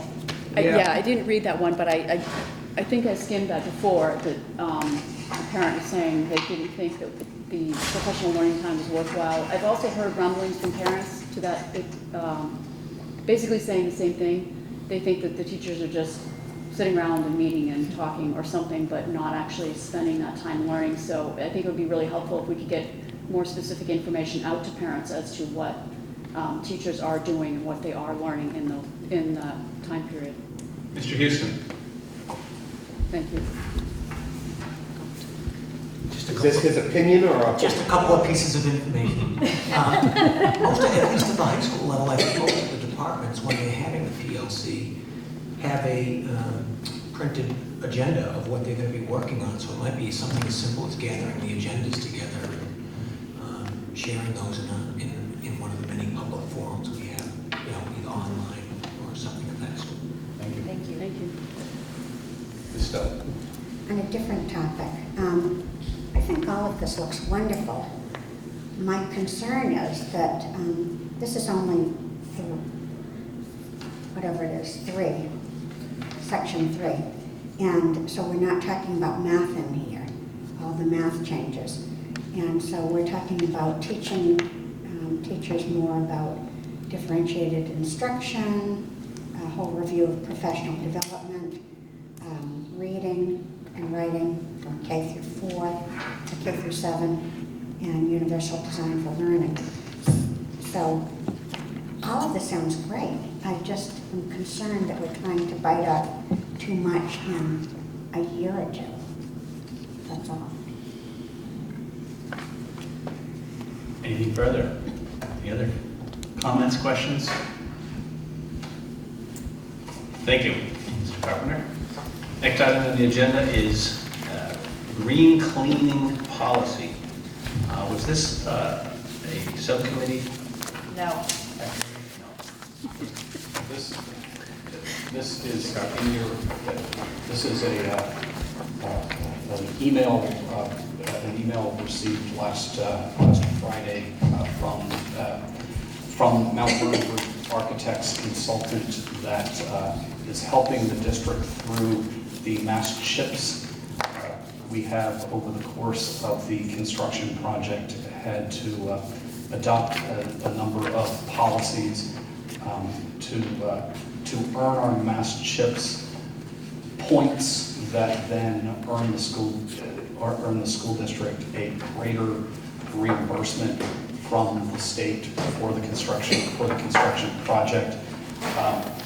What we received from our consultant is an email saying that the district's mass chips piece on green cleaning did not meet, or was insufficient to meet the mass chips standards.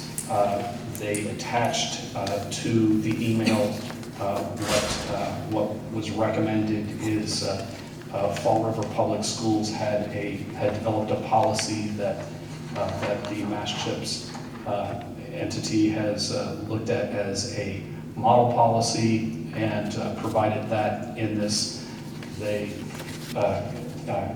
Katie then has worked to take that Fall River policy and rewrite it as a Monomoy policy that's in the packet. The timeliness for this is that they need to submit their responses to our mass chips application this Friday to go get the necessary points that we need for the reimbursement. I don't know if Katie wants to comment more. This sort of goes along the line with we just did the indoor air quality policy. We had to adopt that a couple of meetings ago. And if you look, there's a couple of charts, I believe, that were included in your packets, and we've met most of the criteria. So this is, to get denied just this one, I think we're doing very well.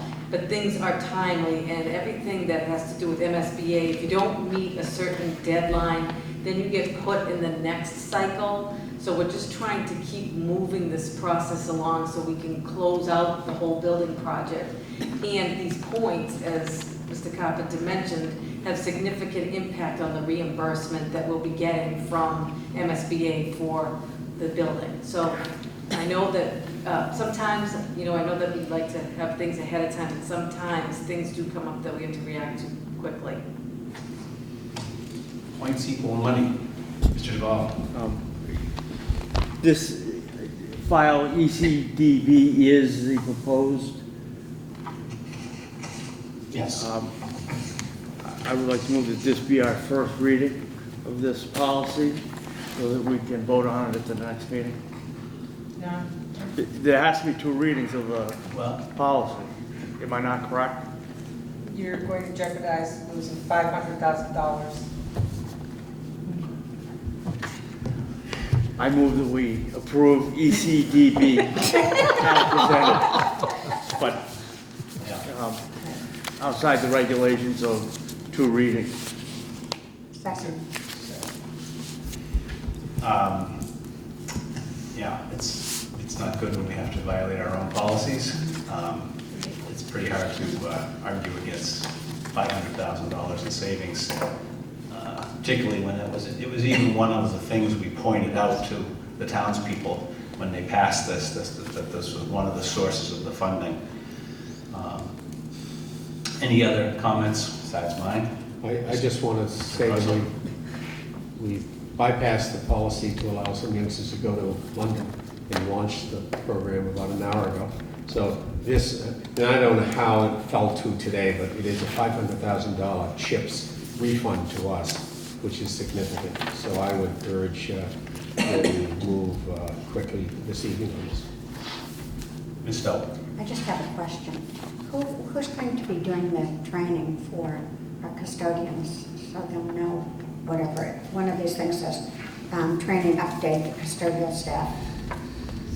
So we work with Barnstable County, and they provided training for us and are willing to come and do more training. And Marina Brock has been a wonderful resource for us.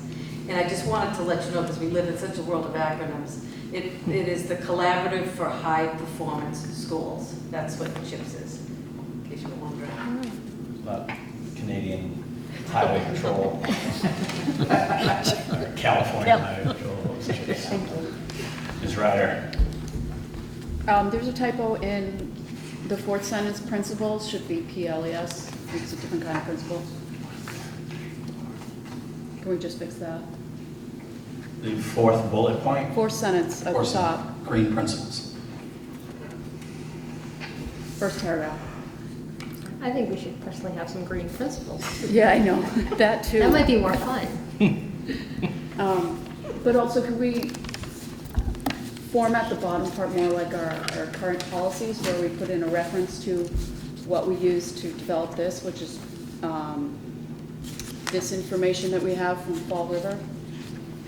It's not unusual to pass a motion based upon the substance of something and allow the clerk to amend it accordingly. So, all right, just want to make sure on that. Any further discussion? All those in favor? Aye. Anyone opposed? Motion passes. Next item on the agenda is subcommittee assignments. A number of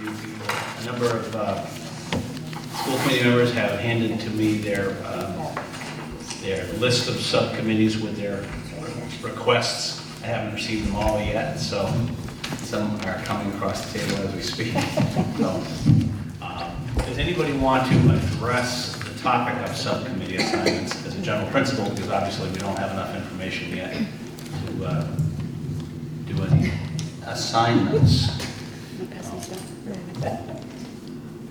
Anybody have any comments or concerns or want to make a plug for them being on a particular thing at this time? Obviously, what you've submitted is what you'd like to do, but anybody have any discussion on this? Ms. Ryder?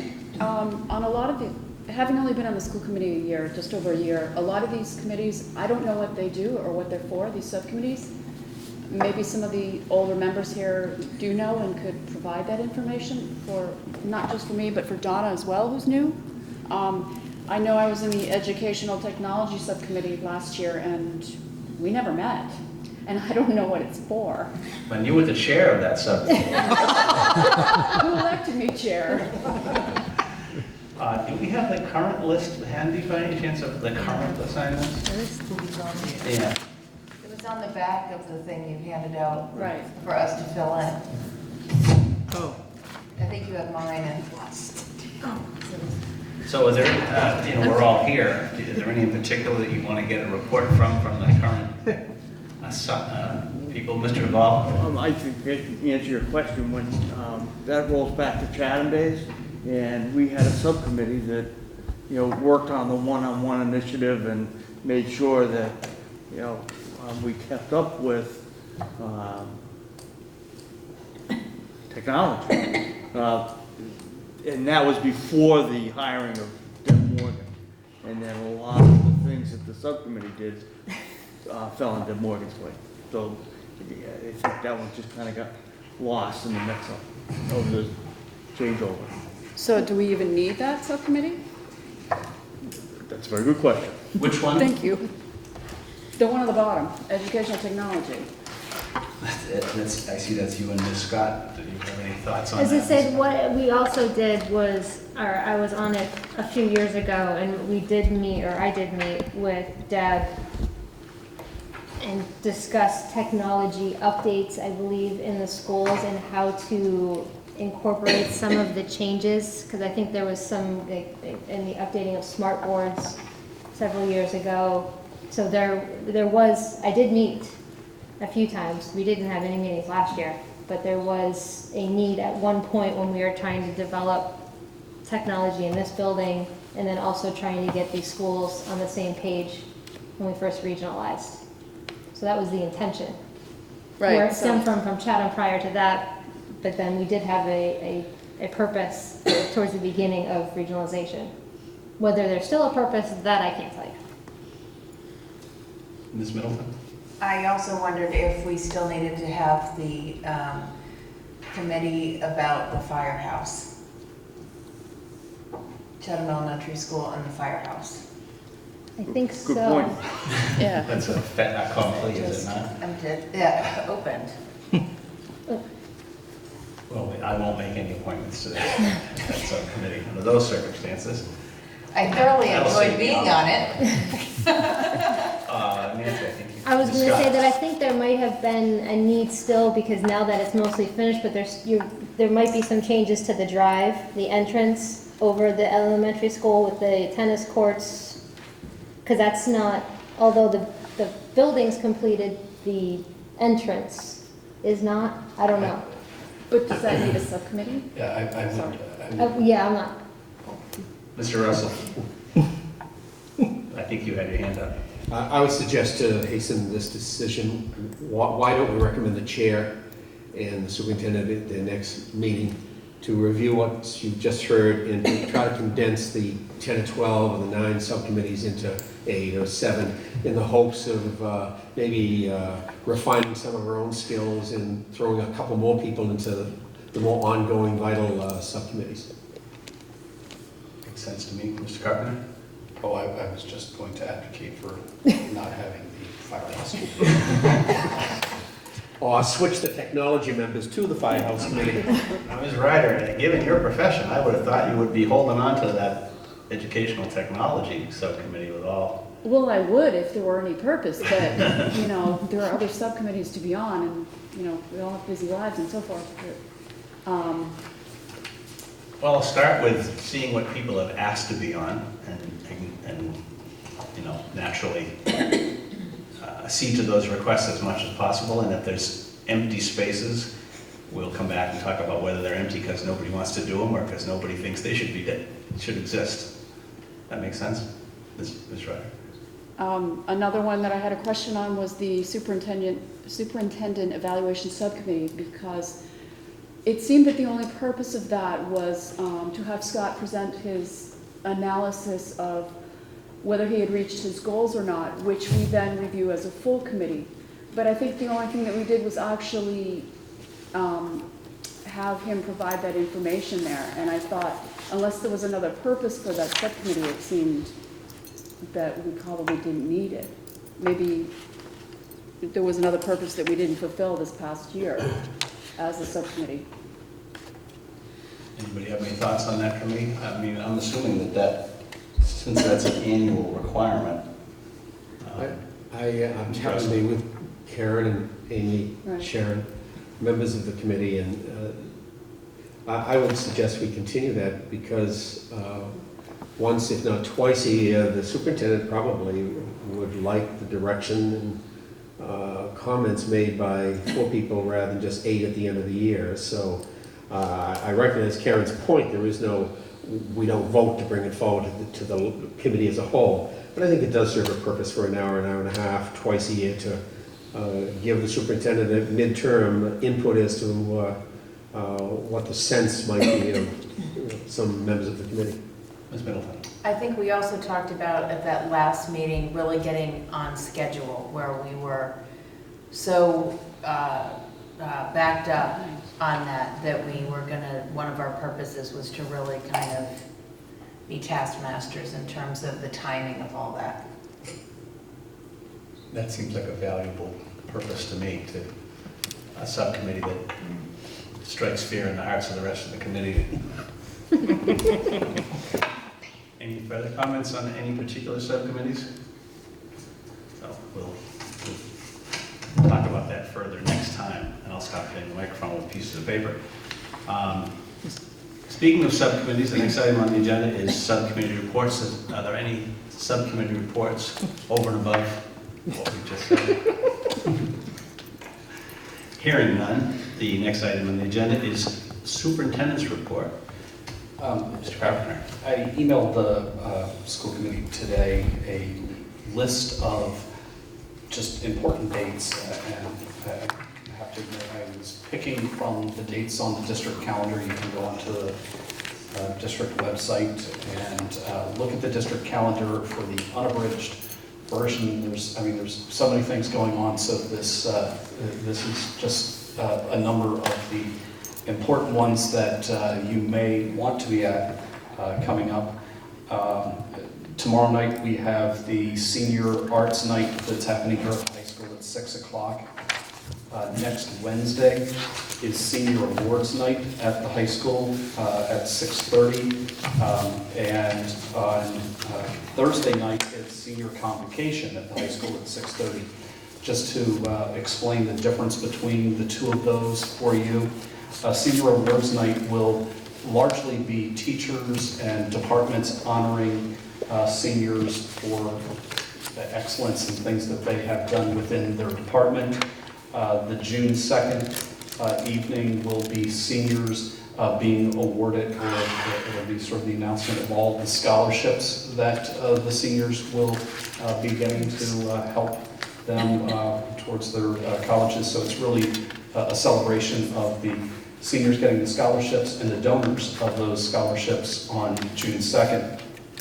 We have graduation a week from Sunday on June 5th. And then the graduation is going to be 2 p.m. It will be on the front lawn here. This is, it's one of those signs that, that construction is nearing that end, and that we're actually having graduation for the first time now since we've come together as a region on our own grounds. On Thursday, June 9th, there's a middle school chorus and band concert at 6:30. On June 15th, it's Step Up Day for the 4th graders that are stepping up into the middle school, and for the middle schoolers that are stepping up into high school. There is a great program that Mark will be putting on at the middle school on June 20th, a evening of excellence. And then coming fast upon us, faster if you get emails from Mr. Hine, is the last day of school, which is June 22nd, which is a half day for students. Unless it snows. Unless it snows between now and then. Bite your tongue, sorry. There are also two other dates that I invite you to be part of. First, I put an email out to our community today that we're going to have in the library here at the high school on June 7th at 6:30 p.m. We are going to have a organizational meeting to try to bring parents together to form an all-sports boosters club for Monomoy. And again, it's we have different organizations that support friends of this sport and friends of that sport, but it's just trying to bring together elementary, middle school, and high school parents that are passionate about sports to help this district develop that all sports boosters that many other school districts have out there. And then on June 14th, there is an event that will be happening at Cape Cod, at Cape Tech. So this is June 14th from 4 to 6 p.m. There is a organization that is working together to look at envisioning preschool for every child, and this is something that Monomoy and Dennis Yarmouth have teamed together with the Cape Cod Collaborative to look at how we can really make preschool happen for all children ages 2.9 to 5 years of age. Have preschool experiences in our communities, and so the event will be one where they're going to be just starting to have those conversations with the greater community on how can we make this happen within our towns. So I'd encourage you to try to be there and be part of that. Just to loop back to one of the things that we... Are we including, are the private preschools included in that conversation? Very much so. So a huge piece of the conversation is how the school districts could work or team with private preschool providers to make this happen. And I think I have on my own end had anytime I can get a selectman's ear talk about sort of my vision of what I would love to see happen in our communities. That I think a lot of times we hear people talk about, hey, we want to support young families being in Harwich and Chatham. I think what greater way to support young families being in Harwich and Chatham than to find some way for our towns to go and say we can make this possible, this this preschool for all, and can we make preschool happen for all within the current schools that we have? Maybe we don't have the capacity within our schools, but if we partner with the private preschool providers or daycare providers, we can. And so they are very much part of this conversation. At our last meeting, I mentioned that we were going to be holding a kickoff event, so to speak, for the fundraising for the concession stand, and we had a wonderful turnout last Friday evening for families to come and have hot dogs and hamburgers and some snacks and watch our girls co-op lacrosse team with Cape Tech compete against Nantucket, and our boys lacrosse team compete against Middleborough. We had an auction that happened then as well. So the auction took in $1,090 to help support the concession stand. We had donations from the Bork family, from Lori Smith, Gavin and Michelle Archibald, Timothy Willis, Kelma and James Deaver, and from Dan O'Leary with Complete Lawn Care. The donations brought in another $4,300. We made a little money on our concessions, about $100. So the evening took in $5,485.65 to get that moving forward. I would really like to thank Cape Cod Beach Chair Company for donating a beach chair that we were able to go and raise $400 for that. Mr. Brown, Matt Brown, one of our history teachers, was donating 2 hours of jazz to the auction. The Cape Cod Cranberry Harvest folks put together a cranberry basket. 3 buoys from Harwichport put together a gift basket with blanket and pillow and things like that. And the the Chatham Candy Manor also put together a candy gift basket. And so I thank them for their support in getting this concession stand off the ground. And hopefully, as we pull together this Boosters Club group, we can have that Boosters Club help move this project further forward.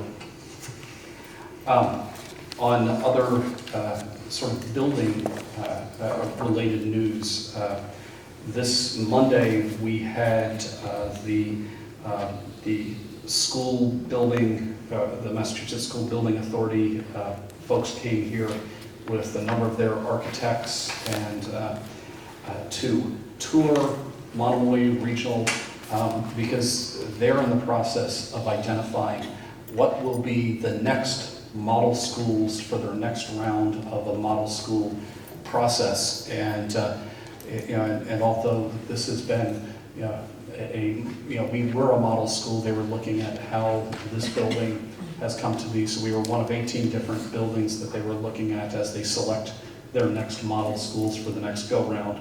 And I think they were all very impressed at what they saw. I mean, both in terms of the finishes and just how the building was organized, being used.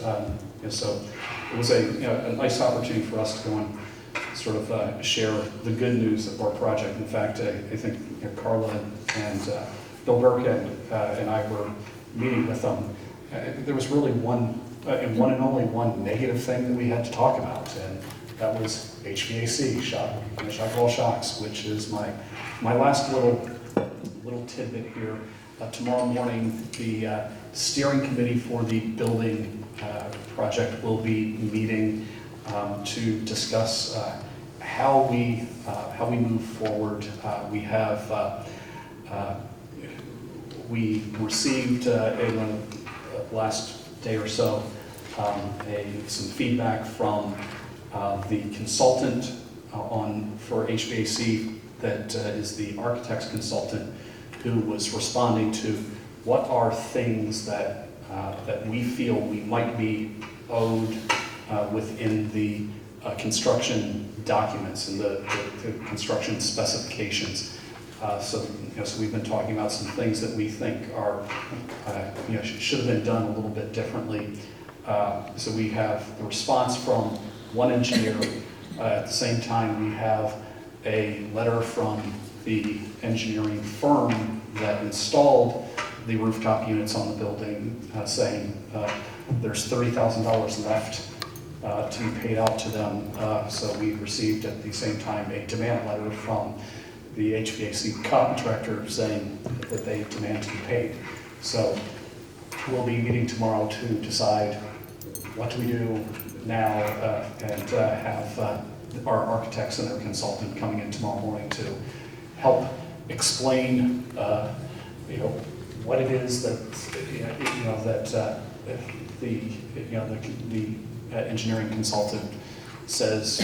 Try to have them communicate in layman's terms and make some decisions on next steps. So we're getting closer and closer to the project coming to fruition. We also have meeting that we're just scheduling to sort of arrange a sort of long-term mowing out front and with working collaboratively with the town and the head of or the I guess supervisor or superintendent at Cranberry Valley to take care of the mowing out front. But those fields have, just looking at how well they've come along this this spring. I'm looking forward to those being in full use as we head into the fall of this year. Thank you. Any comments on the superintendent's report? Mr. Houston. Just the facts. The senior arts night is at Pilgrim Church down in Harwich Court, not at the schools, just so people don't. Thank you for that information. Anything further regarding the superintendent's report? He also handed out, speaking of schedules, he handed out this evening, everybody has in their packet, a list of school committee meetings from July of 2016 to June of 2017, which is, you'll note, is partly in response to our request of having a more detailed long-term description about what topics will be at various meetings. I'm sure that many of you are aware that some of these items are on here on a particular date as a result of requirements of the regional agreement. If anybody has any thoughts or questions or concerns about why things are scheduled at a particular time or wanted to propose it be scheduled at a different time, you can bring that up.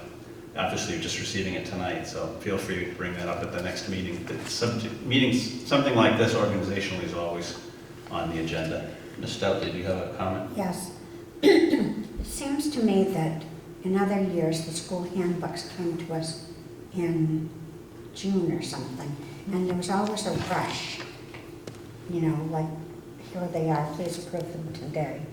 And so I'm not sure if they should be pushed up earlier or not. I don't know if they can be done in time. But usually what we have to do is on all of these things, we have the presentation and then we don't vote on it then, we vote on it the next time. And you'll note that the current proposed meeting schedule allows for that by having the presentation on the 13th with the idea that if necessary, we would vote on the 27th. And that's enough time? That's my understanding, right? And then there are also some scheduled for June. And there will be discussions on the topic in June, I'm advised, and I would also point out for everyone's happiness that otherwise we would be having only one meeting in July and one meeting in August. That's your reward for getting through the year. Better than a snow day. Ms. Scott? I think, if I remember correctly, that we actually had the handbooks later in the summer. And I think that this is actually a lot earlier than we've been getting them in the past, because I think that it was like August, and I think if I remember right, we actually had we approved the day school started in September in the past. I must be thinking back to a little bit before that, I don't know. I just remember they're always rushed. Back when the handbooks were on tablets.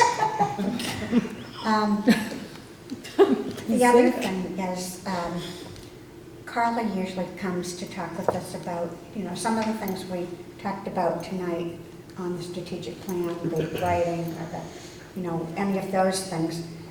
If those could be looked in, seems as though the earlier part of the year is much more early dismissal from these. We don't have as much of a heavy plate, but the late part in the spring is heavier. So if it's possible, that would be great. I'd love to hear those things. Any further discussion about the meeting schedule for the next year? Next item is, next portion of the meeting is action items. First item on that is the Monomoy Regional High School Summer School Program that was presented to us at the last meeting. I I'd entertain a motion to, for the school committee to approve the proposed summer school program. Second? Any further discussion, comment? All those in favor? Aye. Any opposed? Unanimous vote. The next item is the Monomoy Regional Middle School Improvement Plan, which was also presented by Mr. Wilson at our last meeting, and in keeping with our policy of having a meeting in which we discuss it and another meeting in which we vote on it. Now on the agenda for tonight, I'd entertain a motion to approve the Monomoy Regional Middle School Improvement Plan. So moved. Second? Mr. Duval, I was discussion. I was politely raising my hand to make the motion. Oh. I'm sorry. Yeah, some of our members have. You heard because you voted against me on the last one. Mr. Chair? Yes, Mr. Russell. If I could go back to the projected topics here, it just dawns on me. Primarily, I'm thinking of the K-7 math program we're going to launch. I wonder if it might be Colorado or the teen. Point of Somewhere order. in October. We have a point of order down here from Ms. Scott. We have to vote on what we moved before you can discuss a random topic. And it was your motion. That's all right. It's we can work with that. I'll withdraw my motion. Before we recognize Mr. Russell for another topic, is there any discussion on the motion he made to approve the middle school improvement plan? We're getting slap happy. All those in favor? Aye. Any opposed? That's I am getting treatment. unanimously supported. Doing well. Mr. Russell, is there anything you'd like to bring up at this time? Thank you. Not so much as a motion, but a suggestion that at some point, seeing that we're trying to put a concrete thing down here, I don't recall when MCAS and Park begins to send their results out to the schools, but at some point in the fall, it'd be nice to have a summary of the kids' progress. And then subheading would be primarily, how are things going with our new math program, K-7, in a more conversational way. Thank you. Ms. Ryder. We do have the opportunity to talk further about this in the next meeting, correct? That's what you said? Absolutely. Okay, thank you. Okay, the next item on the agenda is one of our favorites, all-time favorites, declaration of surplus equipment. Do we have any details from anybody like Ms. Zernio, or do we want to move right forward with Nancy Scott's motion? Didn't I graduate from that this year? All right, I move to declare surplus from the Chatham and Harwich Elementary School central offices a accent in there. So it's three different Savin copiers. And from the garage, 8 JVC TVs, 1 Sony TV, 1 Hitachi TV, 1 RCA TV, 1 Sharp TV, 1 Panasonic DVD player, 3 Sony DVD players, 1 Toshiba DVD player, and 1 Zenith VHS player. Second. Could I ask a question? Could someone explain to me what surplus equipment is, what happens to it, where it come from? I don't understand. I would direct our attention to our business manager, who will give us a legal explanation for that. It's kind of like the technology subcommittee. Educational technology. Under Mass General Law, when you're disposing of things that are no longer being used that were paid for by taxpayers' dollars, you have to publicly declare them surplus. If they're under $5,000, which most of this is just cleaning out storage closets and things, then we just then either dispose of them, donate them, sell them, offer them up to anybody who would like to purchase them. But first we have to declare them surplus. Then, once they are declared, how would anyone know that they're available? Where do you keep them, or they just don't? Well, not always just dumped. A lot of times, informally, people see that we had things surplused. When we were doing the major surplusing, we had some pretty significant surplus sales that we offered. But a lot of the things that have come to light lately have been not the best of, I know one man's trash is another man's treasure, but even some of the things we surplus, then we ended up giving to a gadget club because they took it apart to see what insides of computers look like. But if there's something good, we always reach out to the towns and let them be the first ones that choose. If there's something, for instance, when we moved, a lot of office furniture and things went to the 2 towns. And then if there was anything, we could always put an ad in the paper or just send out notification. But these particular items here, I think Barbara would agree that we became very, very friendly with the repairman on these 2 copy machines. We could have given him an office space before, so I wouldn't, they've outlived their usefulness. But there are things that on occasion we will, offer up. Thank you. We did in fact auction some of those things off last Friday night for approximately $1,000 worth of benefit, so. Thank you for asking that question. I think that's Good something reminder. that should be stated at every other meeting when we're declaring so that people do understand what happens in that regard. Any other questions? Did we vote on that yet? Yes. No, we did not vote on it. Any You have further a motion in a discussion? second. I was going to say, I think much of our surplus materials actually shows up in Rich's classroom now. Oh. Well, if you've ever seen his classroom, you will have seen that. History of technology. Any further discussion? All those in favor of the motion to declare that property surplus, say aye. Aye. Any opposed? Another unanimous vote. Thank you. Next item on the agenda is the CapeNet contract. Perhaps we could have a brief further explanation for that from Ms. Izernio. We've discussed this in the past, I believe, like perhaps the last meeting. Yes, we did.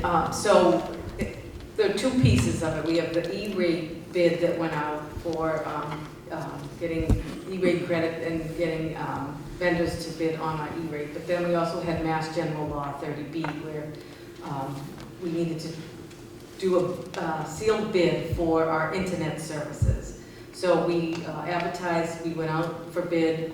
We had 6 vendors request the bid specs. 2 vendors provided, submitted bids, but only one was responsive and responsible, completing all the required forms, which was CapeNet. We presented that information at the last meeting, and we need to vote on that contract to do the internet services for this district, effective July 1.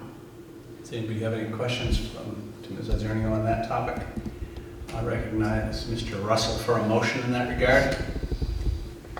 Oh, no, I'm sorry, Mr. Duval. I handed it to Mr. Duval before the meeting started, didn't I? I move that the school committee award the internet contract to CapeNet for a contract period of 3 years, beginning July 1st, 2016, and commencing on June 30th, 2019. Monthly cost of $3,000 per month for 3 years, annual cost of $36,000 per year, 3-year total at $108,000 for 500 megabytes of service throughout the Monomoy Regional School District. Is there a second? Any further discussion? Comments, questions?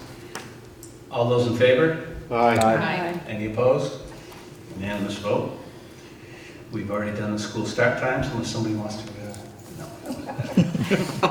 The last item on our official agenda is the possibility of election of a vice chair. In theory, we could start from scratch, but I'm assuming that we don't need to go that far. Is there anybody who was previously nominated that does not wish to serve as vice chair? Ms. Scott, Ms. Ryder, no, correct? Is there anybody that would like to make a further nomination? It's technically an open issue, so is there anybody that wanted to make a further nomination for the position of vice chair? Hearing no one. Are we interested in having another vote tonight, or should we keep it on the agenda? Is there a consensus on whether this is a valuable use of our time tonight? Well, nobody wants to commit to that question. Then I will hand out Stephen cards. is getting completely ignored tonight. I'm sorry? Mr. Duval. I would like to make a comment, if I may, before we vote. Please. At our last meeting, I did not comment on the vice chair candidates or the vote. It's my position that everyone on this committee has a right to express their thoughts on any subject brought before us, and it has been that way since day one. I feel confident that over the past year, everyone has had the opportunity to express their point of view. If that's not the case, I apologize. Last week during our discussion, Nancy made the point that when she was chair, she benefited from the year as a vice chair before taking that position. And I remember Brian saying to me at the end of his first term as chair, I'm just getting the hang of this and the year's over. And I can relate to that statement. I think the same thing can be said about being a school committee member. Taking on a leadership role should come after we fully understand the role we have as a school committee member and what it means in relationship to each other, with the superintendent, and with his administrative team. I feel at this time, for us to be a functional school committee, that Nancy Scott should be the vice chair. She understands both the roles of a regular school committee member as well as the duties that taking on a leadership role entail and how they interact with each other. Thank you. Any further discussion? Ms. Stout? I attended charting the course as a refresher. I've done it in the past, but I did it again Saturday. And they were talking about some of this, and they highlighted that to the people that were there, who were all brand new, that a lot of these school committees rotate these things, and they needed to really concentrate on what we were learning with charting the course, because there's so much turnover with this, that a lot of them would be chair or vice chair within the year or two. So I, as I said before, I think that we have somewhat two groups on the school committee of people who are more questioning than others. And I think that it would bring the group together more if we had the chair and vice chair as Karen, as it was stated in the Chronicle. I have to respectfully take some issue with your suggestion that there is essentially two competing groups on the school committee. I mean, I think that we've had a lot of people provide a lot of input. We've had a number of votes that were not unanimous, and we've had a number of votes that have been unanimous. We've had situations where two people who might otherwise disagree on one thing have agreed on another thing. I mean, tonight's a perfect example. We had a very long discussion over a number of meetings, and I think we had a very representative vote tonight. Everybody spoke their mind. I don't think anybody voted because of anybody else's opinion or because of anybody's sense that they're part of a different team. So I dispute the suggestion that there's somehow two competing groups on this committee. I think we're a well-rounded committee with a great deal of life experience, a great deal of school-related experience. I think we're actually a tremendously valuable school committee in light of the range of experience that we have, and I think that we have the capacity to decide for ourselves who the chair and the vice chair will be without concerns about people choosing sides for personality reasons. So I'm just saying that you are on that group that votes in the majority in the past, and there's another, 90% of the time we do all vote together. but 10% of the time, there are some of us that don't. And I'm not talking about the value. I think we are all valued, and I think there's value to that. But my point is that I think that would help people feel more more together. Ms. Middleton? With all due respect, I hate the idea of like two camps. I mean, we're really, there's the common ground here is that we're all wanting to work hard at making sure that this is a great school district and that we are meeting the needs of our staff and our students. And I hate for this to go into some kind of divisive, polarizing path here. And if that's where it's taking tonight, then I would suggest that we take a couple weeks off until our next meeting. Any further discussion? It is an agenda item, unless I get the sense that there's a strong majority in favor of Ms. Middleton's position of putting this off for a few weeks. I'm not sensing that. I certainly respect your suggestion. So, Mr. Russell. No direct comment about, I think we've repeated the positions we feel in the past couple of weeks. I would make a suggestion, though. I think gave me a couple of weeks of breathing time, but beyond that, I would think, or I would suggest, that this committee, if there's that sense, which I don't agree with, we have well over 90% of unanimity as far as votes over the past 5 years that I've been here. That being said, I think the Superintendent's Association, or the Mass School Committees Association, has the resources to bring down a person to create a workshop for us, the 10 of us, 8 of us, and work us through as far as roles and responsibilities, to give all of us an insight into how a effective school committee works, with yes votes and no votes, in conflict, and with agreements and disagreements, without getting into this schism that we perceive, whether it's 5-2 or 6-1. So as a short-term suggestion, and I'm thinking in terms of July, that we ask the chair or the superintendent to contact the mass school committees or superintendents, whatever it might be, I'm not certain, and see if there's a resource that we could provide ourselves with. So, not necessarily directly with this vote that we're talking about, No. as far as enlightening us, as far as some our own healing. relationship. Ms. Stowe. I asked at the school governance about that, and at the charting the course, and they do workshops on school governance, but it's not really what I'm talking about. It's really having people feel like they're being heard, and that's a more intangible thing.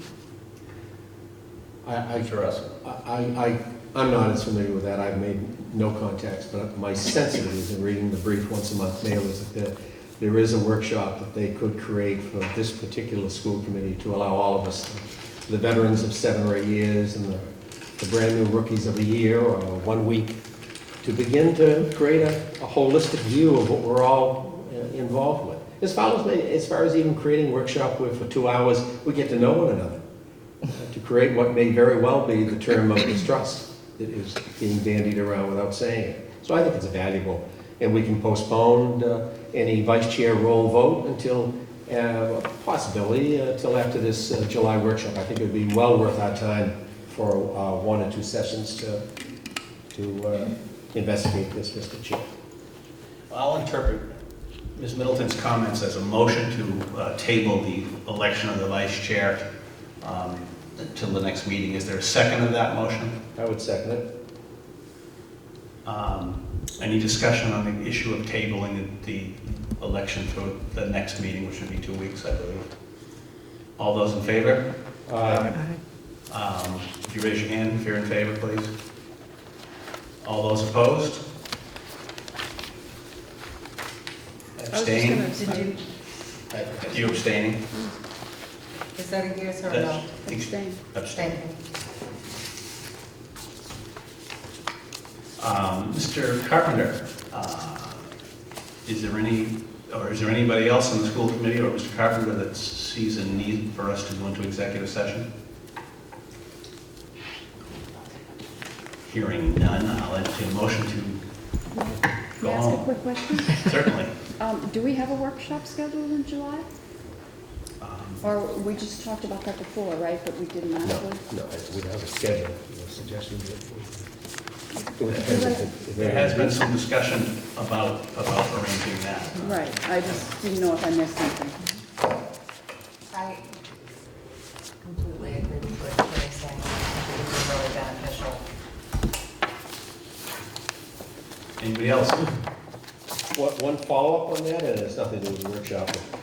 Past couple of years, I've had a school committee open house at our home for a couple of hours and it's mostly been around June-ish, so I plan to have that happen. So I'll send out an invitation for all of us to get together on hopefully a free night.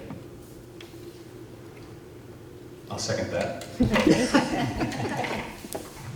Is there a motion to adjourn?